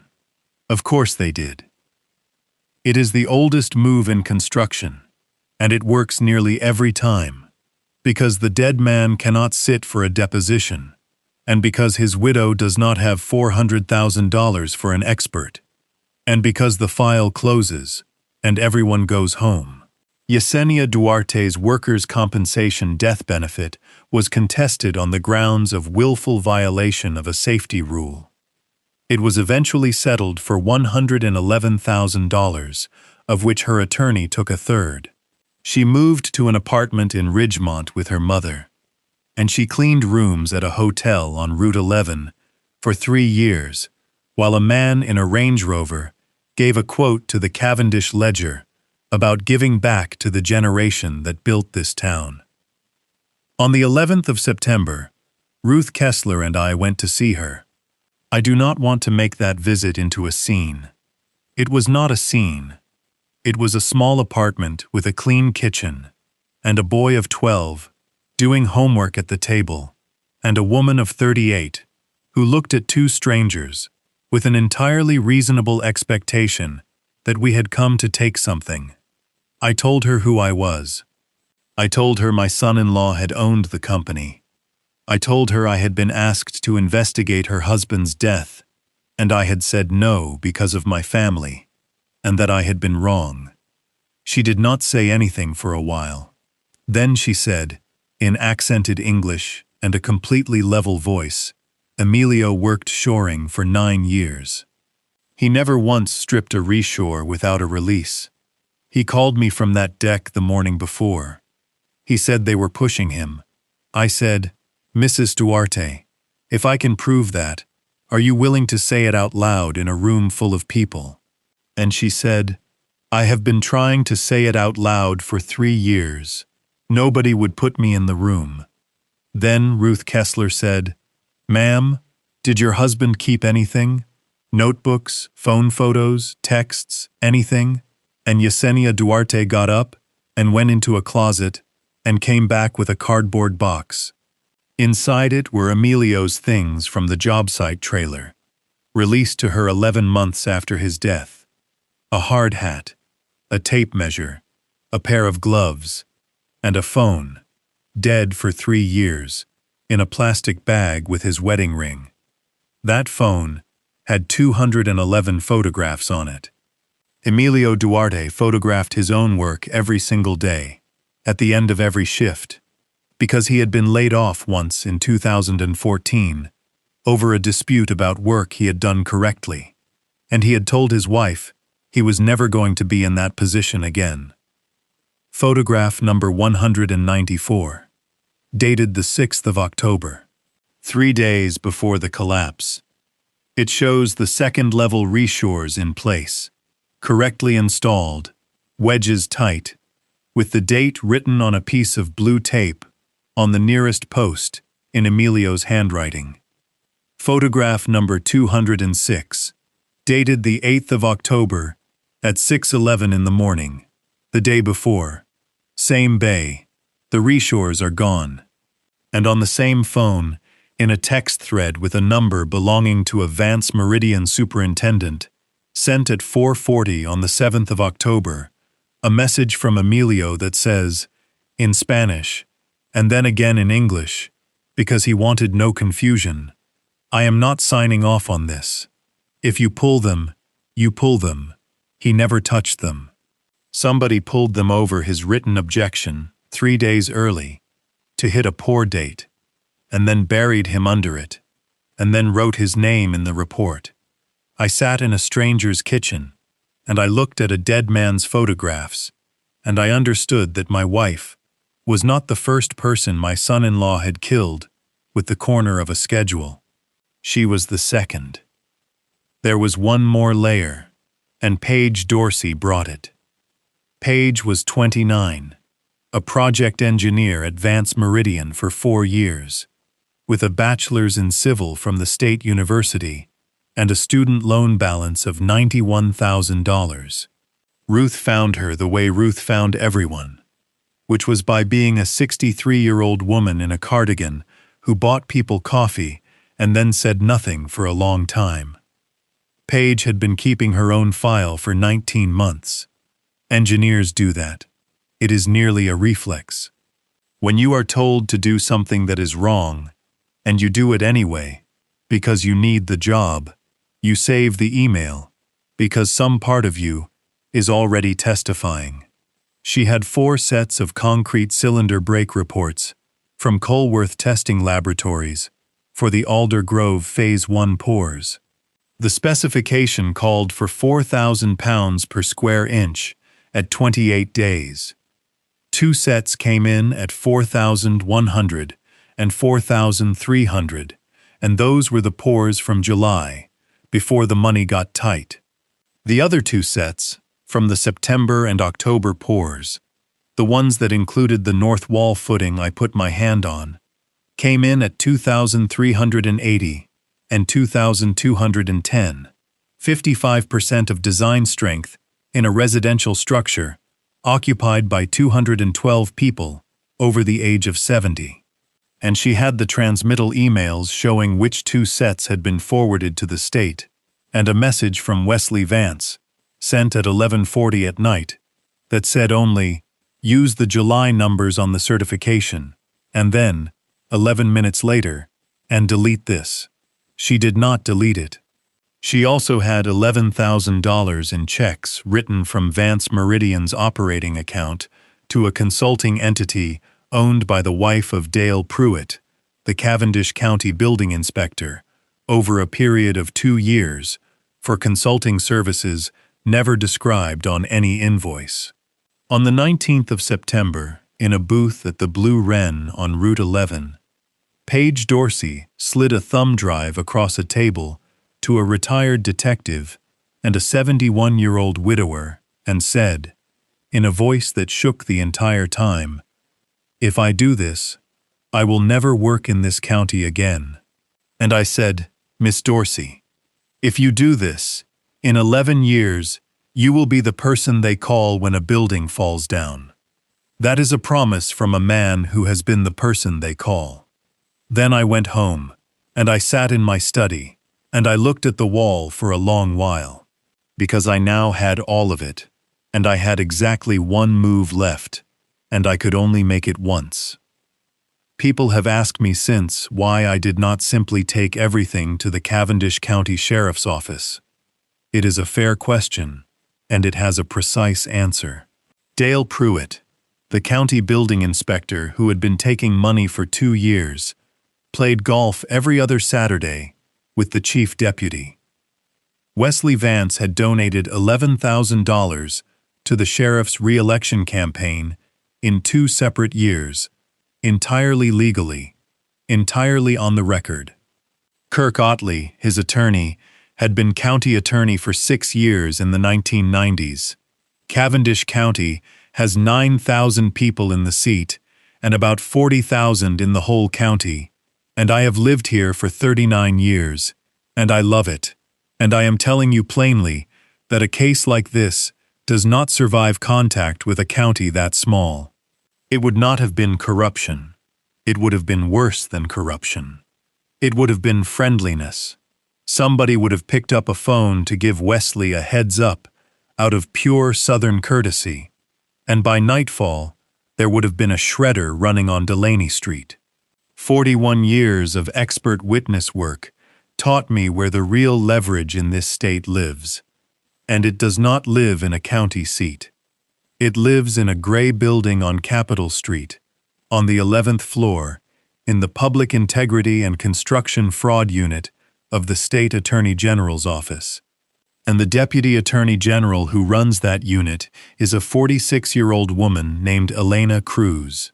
In the summer of 2001, a 21-year-old civil engineering student took a summer internship at Ashford Forensic Engineering for $11 an hour, mostly because nobody else applied. She spent that June photographing weld failures in a warehouse in Ridgemont and asking me questions until I wanted to put her in a closet. In August, she told me she had decided she did not want to be an engineer, because engineering could tell you what happened, but it could not do anything about it, and she wanted to be the one who did something about it. I wrote her law school recommendation on a Sunday afternoon, at my dining room table, while Margaret played the piano in the next room. It was 2 pages long. I have been told she still has it. On the 1st of October, at 9:11 in the morning, I sat down in my study, in a chair I have owned since 1986, and I picked up the phone. Not a cell phone, the landline, the old cream-colored one on the corner of the desk that Margaret refused to let me get rid of.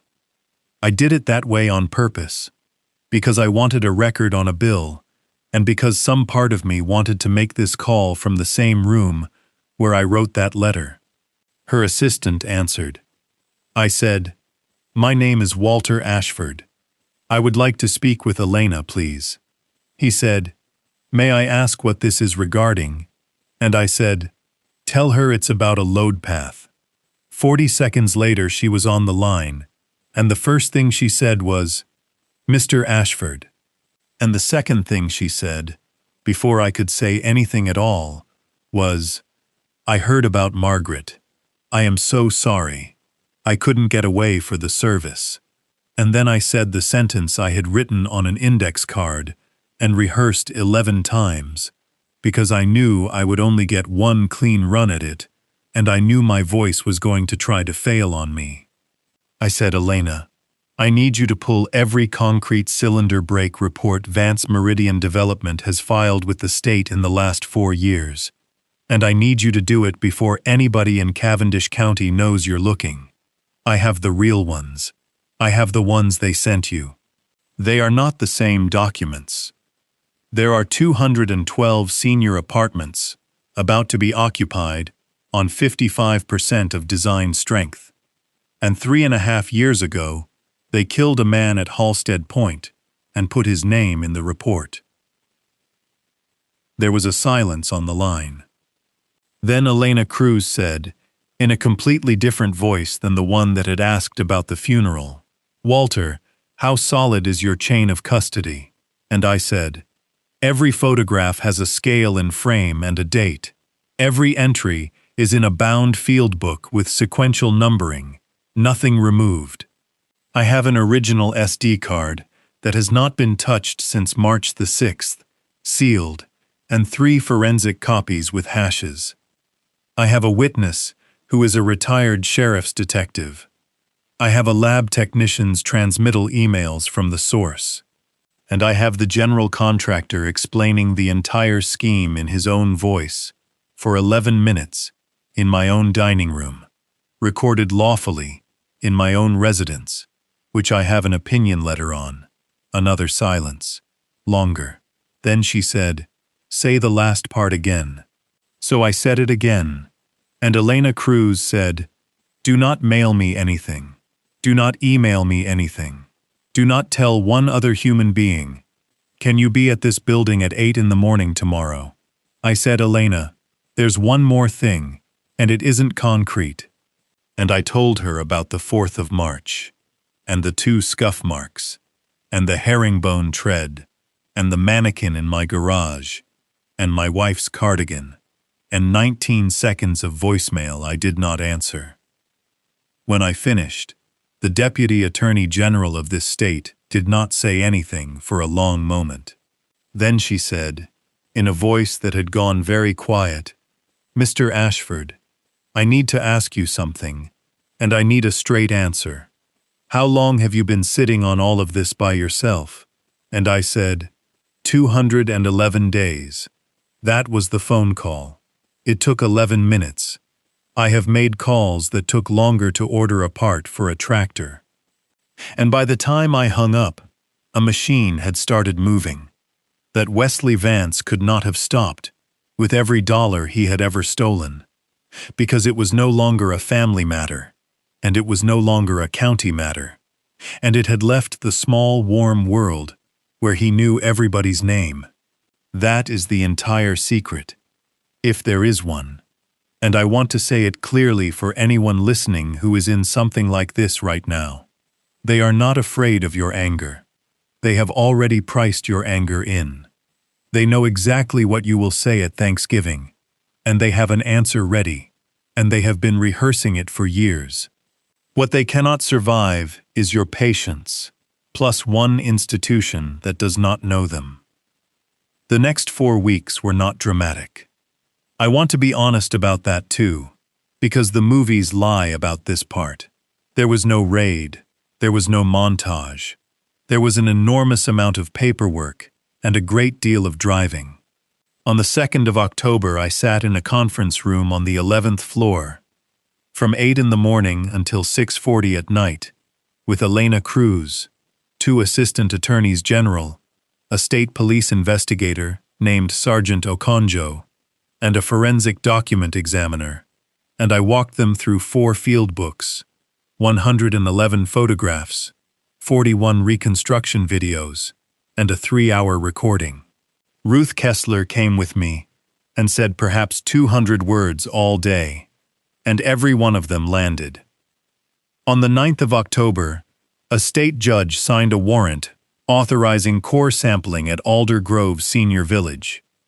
They did it at 4 in the morning, quietly, with a crew from the State University's materials lab, and they pulled 11 cores from the north and east foundation walls and the Phase 1 podium slab. The compressive strength results came back on the 21st. 2,190 pounds per square inch, 2,310. One core, from the northeast corner, came back at 1,940. The state's own senior structural engineer wrote in his summary that the Phase 1 structure, as constructed, did not have adequate capacity to meet code-required loading for its occupancy classification, and that in his professional opinion, the building should not be occupied under any circumstances. 212 senior apartments. There were 141 signed leases with move-in dates beginning the 15th of November.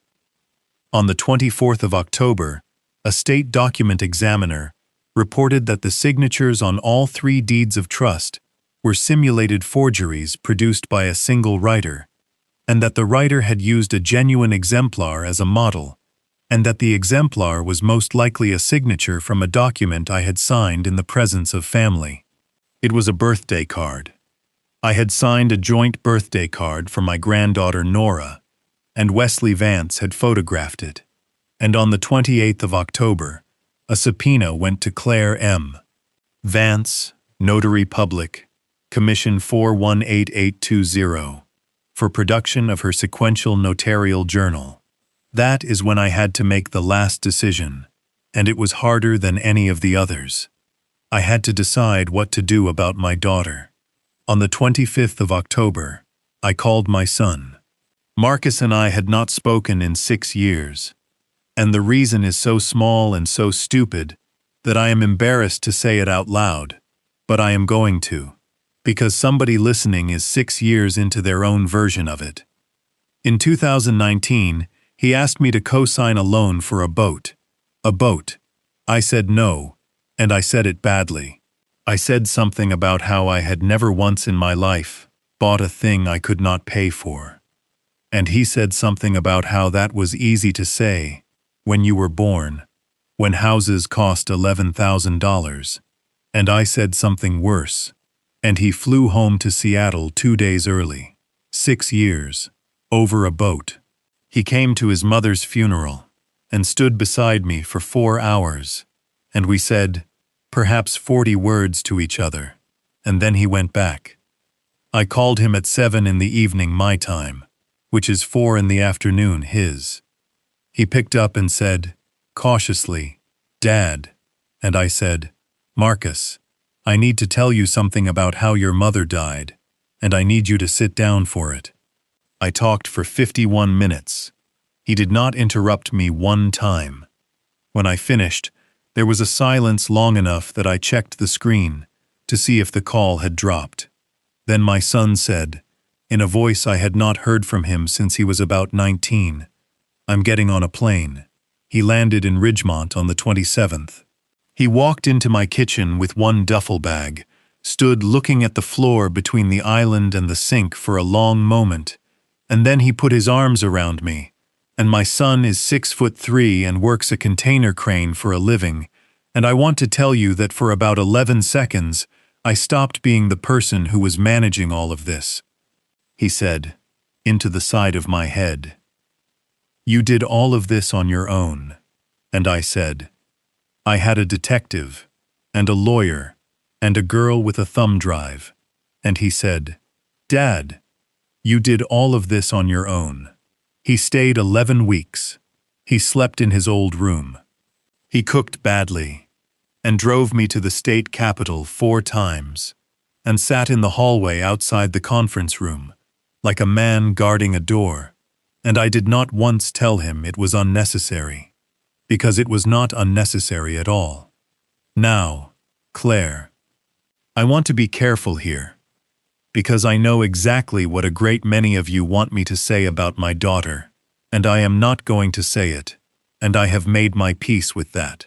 On the 30th of October, 4 days after the subpoena went to her notary journal, and 2 days before she would have been legally required to hand it over, I asked Claire to meet me at the house, alone. I told her I wanted to give her some of her mother's things. That was not a lie. There was a box on the dining room table, with her mother's sheet music in it, and the gold wristwatch on top. She got there at 2 in the afternoon. She had lost weight. Her hands would not stay still, and she kept touching her own throat, which is a thing she has done since she was 6 years old, and it means she is frightened, and I knew that, and I used it, and I am not proud of it. I said, "Sit down, sweetheart," and then I played her the recording, not all of it, 11 minutes.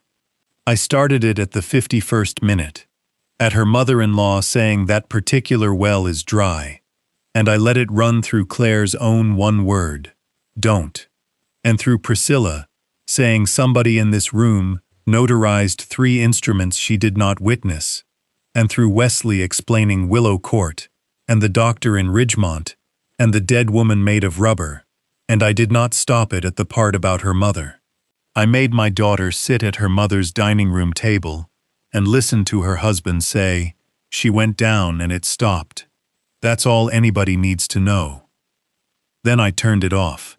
Claire Vance sat in that chair and made a sound I will hear for the rest of my life, and she went down onto her knees on the carpet, and she said, over and over, "I didn't know, Daddy. I didn't know. I didn't know." And here is the thing. And this is the part that separates the real from the satisfying. I believe her. About that. I believe my daughter did not know her husband put his leg out in that kitchen. I have listened to those 4.5 seconds of silence on the recording 400 times, and Claire's reaction when Grant asks the question is not the reaction of somebody who already knows the answer. It is the reaction of somebody who has spent 7 months refusing to ask. But she knew about the notary stamp. She knew the day she pressed it. So when she was able to talk, I asked her, and I did not soften it. I said, "Claire, look at me, the 19th of August, and the 11th of April, and the November after. Tell me what happened." And she told me. She said the first one, the 640,000, Wesley told her, was a temporary bridge loan that Mom and Dad had agreed to, that Dad was too proud to make a fuss about it, that it was going to be paid off in 90 days, and it would embarrass me if she brought it up. And she said, and I could hear that she knew how it sounded, "He had the documents already signed, Dad. He said you'd signed them at the house." And she stamped it. Because a notary who is told the signature is already made and who does not want a fight in her own marriage can stamp a page in 4 seconds. And because it was the first one. And because after the first one, there is no version of you that gets to refuse the second one. I said, and the police statement. The call at 4:30. Your mother, lightheaded. She said, Wesley wrote it. He sat next to me at the table, and he told me what to write, and he said if I didn't, they were going to look at you.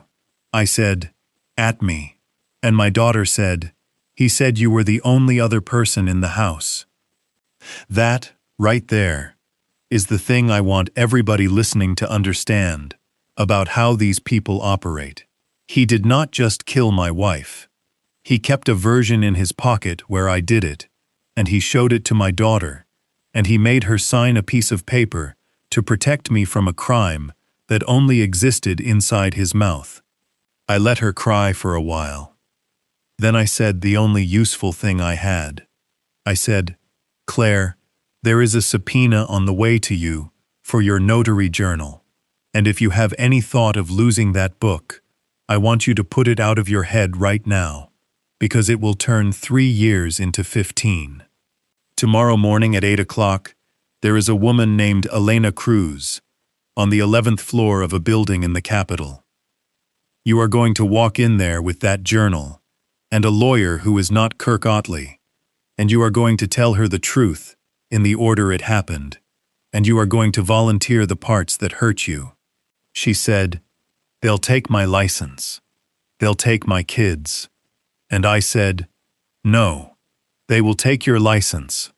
I will take your kids until you can have them back, and I will bring them to you every single week, and I will not say one word against their mother in front of them.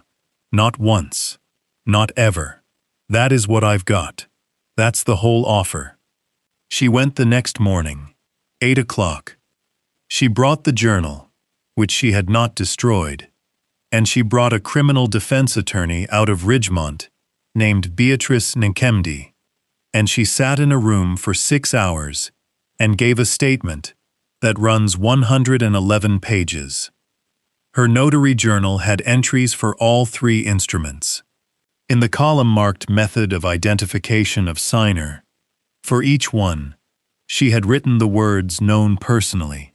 Elena Cruz told me later that it was the single most valuable document in the entire case, and that they would have had it anyway with a search warrant, and that it mattered enormously that they did not have to use one. That is the last thing I did before the 9th of November, and I have never regretted it, and I will not defend it further. Now let me tell you about the 9th of November, because that is the day everybody has been waiting for. The founders' reception at Alder Grove Senior Village was scheduled for 2 in the afternoon on Sunday the 9th of November in the Community Hall of Phase 1. It was, by any measure, the biggest day in Wesley Vance's life. There were 240 chairs set up. There was a rented sound system and a projector and a 9-foot screen. There was a caterer from Ridgemont and a string trio from the community college, and an actual red ribbon on an actual pair of oversized scissors. The invitation list was extraordinary. The mayor of Harlan Bend, 2 county commissioners, the president of Mercantile Trust and Savings, 19 equity investors, most of them local, several of them people I had known for 30 years, including a retired pharmacist named Ed Halverson, who lives behind my house and had put $400,000 of his life into that project, a reporter and a photographer from the Cavendish Ledger, and 141 future residents. That is the number that mattered. 141 people, average age 76, who had signed leases and in most cases sold their houses, and who were coming that afternoon to see the apartment they were going to move into on the 15th. They brought their children. They brought tape measures to check whether the sofa would fit. On the 28th of October, Wesley Vance called me and asked me to speak. "I want to give you that phone call exactly," he said. "Walter, I've been going back and forth on this, and I want to run it by you." He said, "The community hall, the big room, we haven't named it." And he said, and his voice absolutely broke, in a way that I have to admit was technically superb, "I want to name it for Margaret." I did not say anything for a moment, which he took for emotion. He said, "She was a teacher in this town for 34 years. Half the people in that room had her. And Walter, she believed in this project. She had that clipping on the refrigerator. I want a brass plate by the door with her name on it, and I want you to be the one who says a few words about her. Nobody else should do it. Nobody else has the right."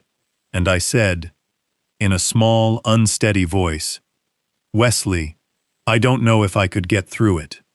And my son-in-law said, warmly, "Take your time. Write it out. Read it if you need to. Everybody will understand." He was going to put my dead wife's name on the wall of a building that could not carry its own weight, in front of the local press, 6 weeks before the state was going to certify it, because a memorial hall is very good optics for a project that is $4.6 million over budget and needs Phase 2 financing. He used her twice, once in the kitchen and once for marketing. I said, "Wesley, that's the kindest thing anybody's done for me all year, and I want to be honest with you." That was the only true sentence I said to him in 8 months, because it was the kindest thing he had ever done, in the sense that it was the single most useful gift anybody gave me in the entire proceeding. I wrote out my remarks on 4 index cards. I showed them to Elena Cruz on the 4th of November. She read them twice, and then she looked up and she said, "Walter, are you sure? We can do this at his office on a Tuesday morning, with nobody watching."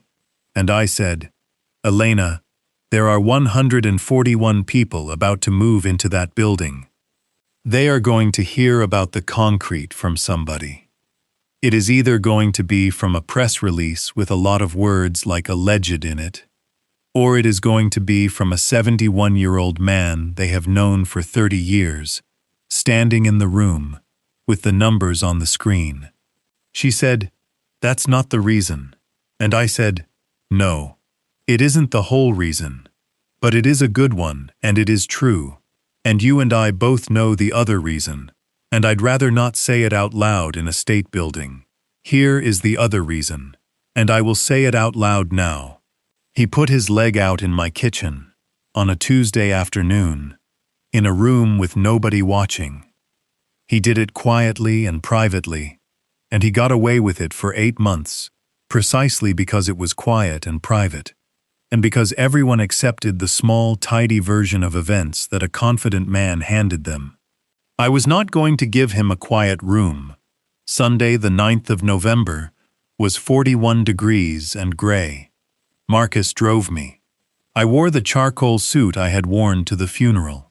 In my inside jacket pocket was a thumb drive, and in Marcus's pocket was a second one, because redundancy is not paranoia, it is design.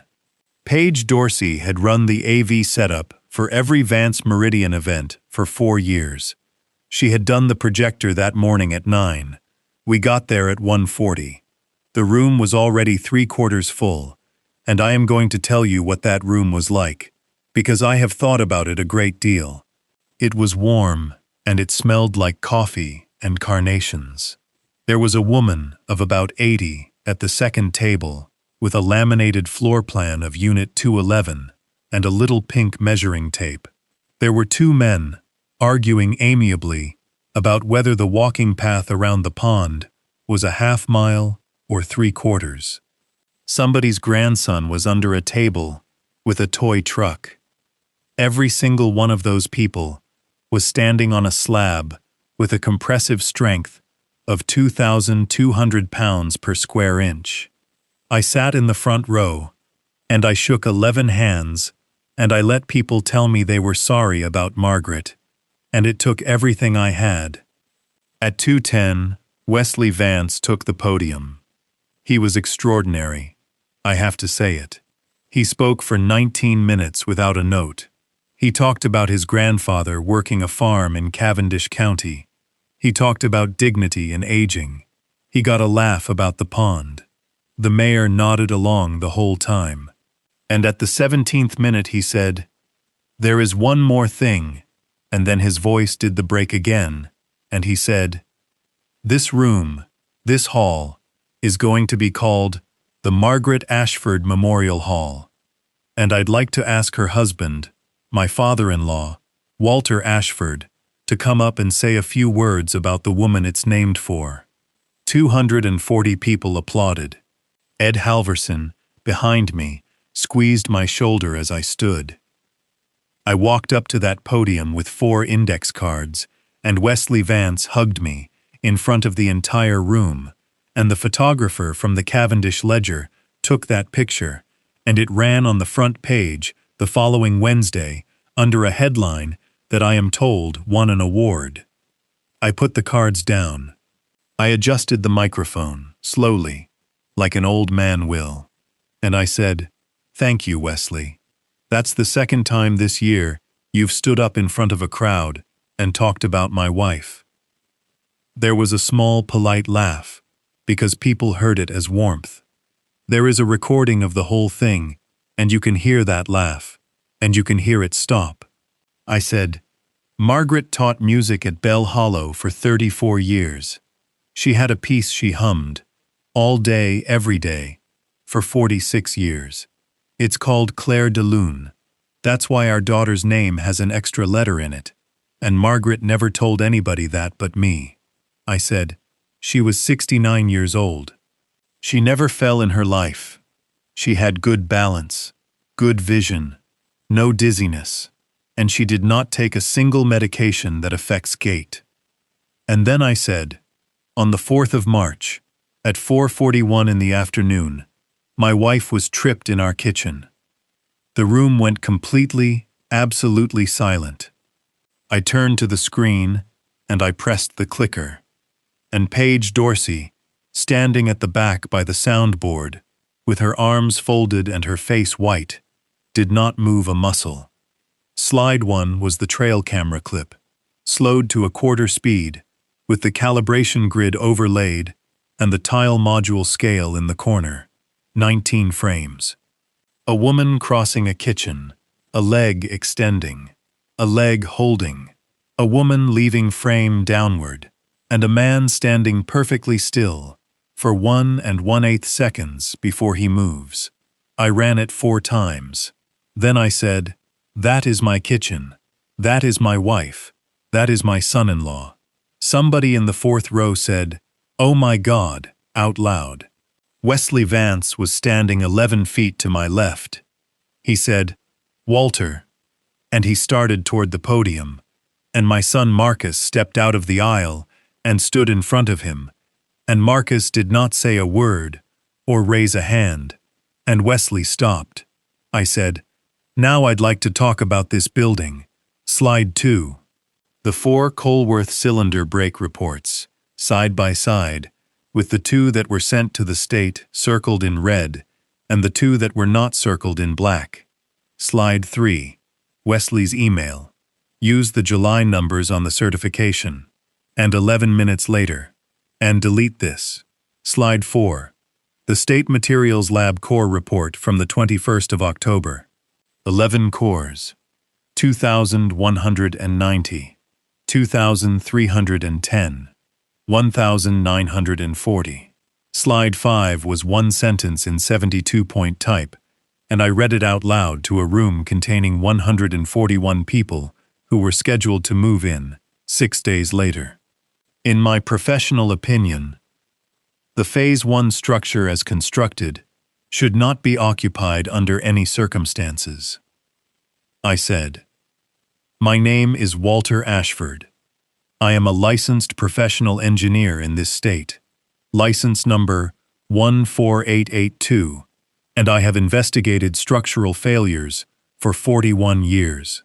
I am telling you as a neighbor and as an engineer, do not sign anything else, do not move in, and do not let anybody tell you this is a paperwork problem." Then I said, "And now I'm going to play you a recording that was lawfully made in my own dining room on the 4th of September. I pressed play at the 51st minute, and 240 people, including a mayor, 2 county commissioners, the president of a bank, 19 investors, a newspaper reporter, and 141 senior citizens holding laminated floor plans, listened to Wesley Vance explain how he was going to have me declared incompetent and put in a 411-square-foot room. And then they listened to Grant Holloway ask him about Margaret. And they listened to the 4.5 seconds of silence. And they listened to a man say, "She went down, and it stopped." That's all anybody needs to know. The double doors at the back of the community hall opened at 2:34. Deputy Attorney General Elena Cruz came in first, in a navy coat, with a folder under her arm. Behind her were Sergeant Okonjo and 6 state police investigators, and behind them, in a plain gray suit, 63 years old and 11 days from her first Social Security check, retired Detective Ruth Kessler, who was there in no official capacity whatsoever, and who had told me she would not have missed it for anything on this earth. They arrested Wesley Vance beside a table of carnations, in front of 240 people, with a red ribbon still hanging across the doorway behind him. He did not fight. He looked at me the entire time they cuffed him, and he said one thing, and the ledger printed it, and I think about it more than I should. He said, "You were never confused for a single day, were you?" And I said, "No, son, I was just tired." There's a difference, and you never learned it. They arrested Priscilla Vance in the parking lot at 241, next to her car. Grant Holloway walked to Sergeant Okonjo on his own and put his hands out. Dale Pruitt, the county building inspector, was arrested at his home in Harlan Bend at 3:15 that afternoon, watching football. And in the middle of all of it, an 80-year-old woman named Doris Pettigrew, who had Unit 211 and a little pink measuring tape, came up to me at the podium and took both of my hands, and she said, "Mr. Ashford, I sold my house in September." And I said, "I know, ma'am. Hold on. We're not done. Here is exactly what happened to each of them. I am giving you numbers, because numbers are what I have, instead of a speech." Wesley Vance went to trial in the state capitol 14 months later, and it lasted 19 days. He was convicted on all counts. Murder in the second degree, for my wife. Involuntary manslaughter, for Emilio Duarte. 14 counts of forgery and uttering a forged instrument. 9 counts of wire fraud. 4 counts of filing false documents with a state agency. 2 counts of witness tampering. Obstruction of justice. He was sentenced on the 11th of the following March to 38 years in state prison, with no parole eligibility for 31. He was 43 years old at sentencing. He will first be considered for release at 74, which is 3 years older than I was the day I stood at that podium. The judge ordered $6,100,000 in restitution. He said, in his sentencing remarks, that in 29 years on the bench, he had never seen a defendant who so thoroughly mistook other people's decency for stupidity. Priscilla Vance pleaded guilty to conspiracy to commit wire fraud and 11 counts of money laundering. 92 months, 7 years and 8 months. She forfeited $1,900,000, a condominium in Coral Ridge, and a 2022 Mercedes, and she is currently 69 years old, which is the age Margaret was. Grant Holloway walked over to a state police sergeant in a parking lot without being asked, and that mattered. He pleaded guilty to conspiracy and to making false statements to a state agency, cooperated fully, and testified for 4 hours. 51 months. 4 years and 3 months. He is permanently barred from holding a contractor's license in this state, and he paid $840,000 in restitution. He wrote me a letter from prison. I have not answered it. I have also not thrown it away. Dale Pruitt, county building inspector for 19 years, pleaded guilty to bribery and official misconduct. 40 months. His inspection license was revoked permanently, and he forfeited his county pension, which was the part that broke him, and I will not pretend I felt anything about that.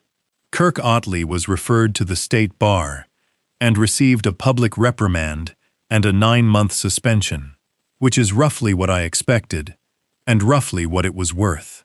And Claire, my daughter, pleaded guilty to 3 counts of notarial misconduct and 1 count of making a false statement to law enforcement.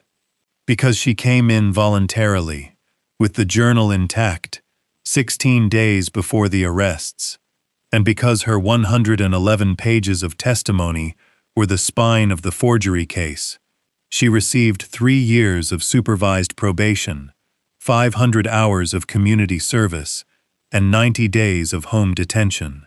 Her notary commission was revoked permanently.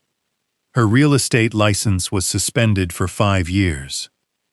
She will be able to reapply the year she turns 44.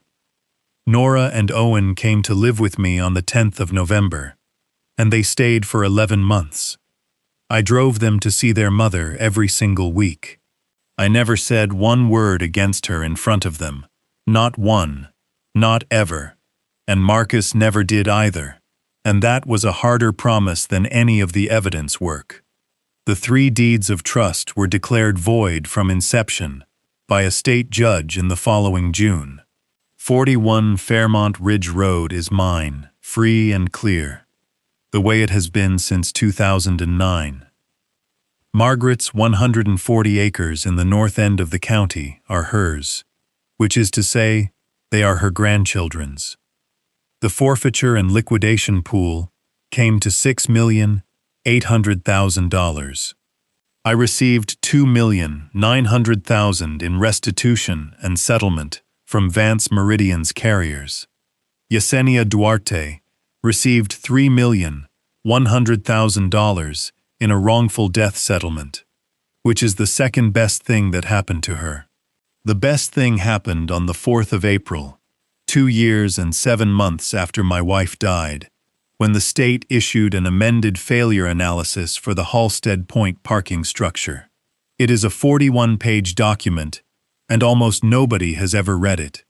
On page 19, in the section titled Contributing Causes, the previous finding was struck, and the new language states that the reshore removal was directed by the general contractor over the documented written objection of the shoring lead. And on page 22, in a single sentence, the state formally withdrew any finding of fault against Emilio Duarte. I drove to Ridgemont with a printed copy, and I gave it to Yesenia at her kitchen table, and her son, who was 14 by then, read page 22 out loud to his mother in Spanish, and then again in English, and then a third time because she asked him to. Alder Grove Senior Village Phase 1 was demolished. All 84 units. They took it down over 11 days in the spring, and I drove out and watched part of it, and I felt nothing at all, which surprised me until I realized that a building that cannot carry its own load was never really there in the first place. It was rebuilt by a contractor out of the capital under a state receiver. The investors recovered 71 cents on the dollar, which is not justice, but is a great deal better than zero. Ed Halverson got $284,000 of his $400 back, and he brought me a bottle of bourbon, and would not take it back when I told him it was too much. I volunteered as the owner's representative for the rebuild. Unpaid. 14 months. I was on that site 3 days a week, and I personally witnessed every single concrete pour and every single cylinder break. And I am told I was the most unpleasant man ever to hold a clipboard in Cavendish County, and I accept that characterization without argument. Doris Pettigrew moved into Unit 211 on the 19th of September, 2 years and 1 week after she sold her house. Her sofa fit. And now let me tell you about the money, because that is the only part of this I actually got to decide. $2,900,000 came to me. I am 73 years old as I tell you this. My house is paid for. My truck is 31 years old, and it starts. I do not need $2,900,000, and taking money out of my wife's death and putting it in a savings account would have been the last, quietest insult in a long line of them. So $1,500,000 of it went into an endowment. It is called the Margaret Ashford Instrument Fund, and it is administered by the Cavendish County School District. and it does exactly one thing.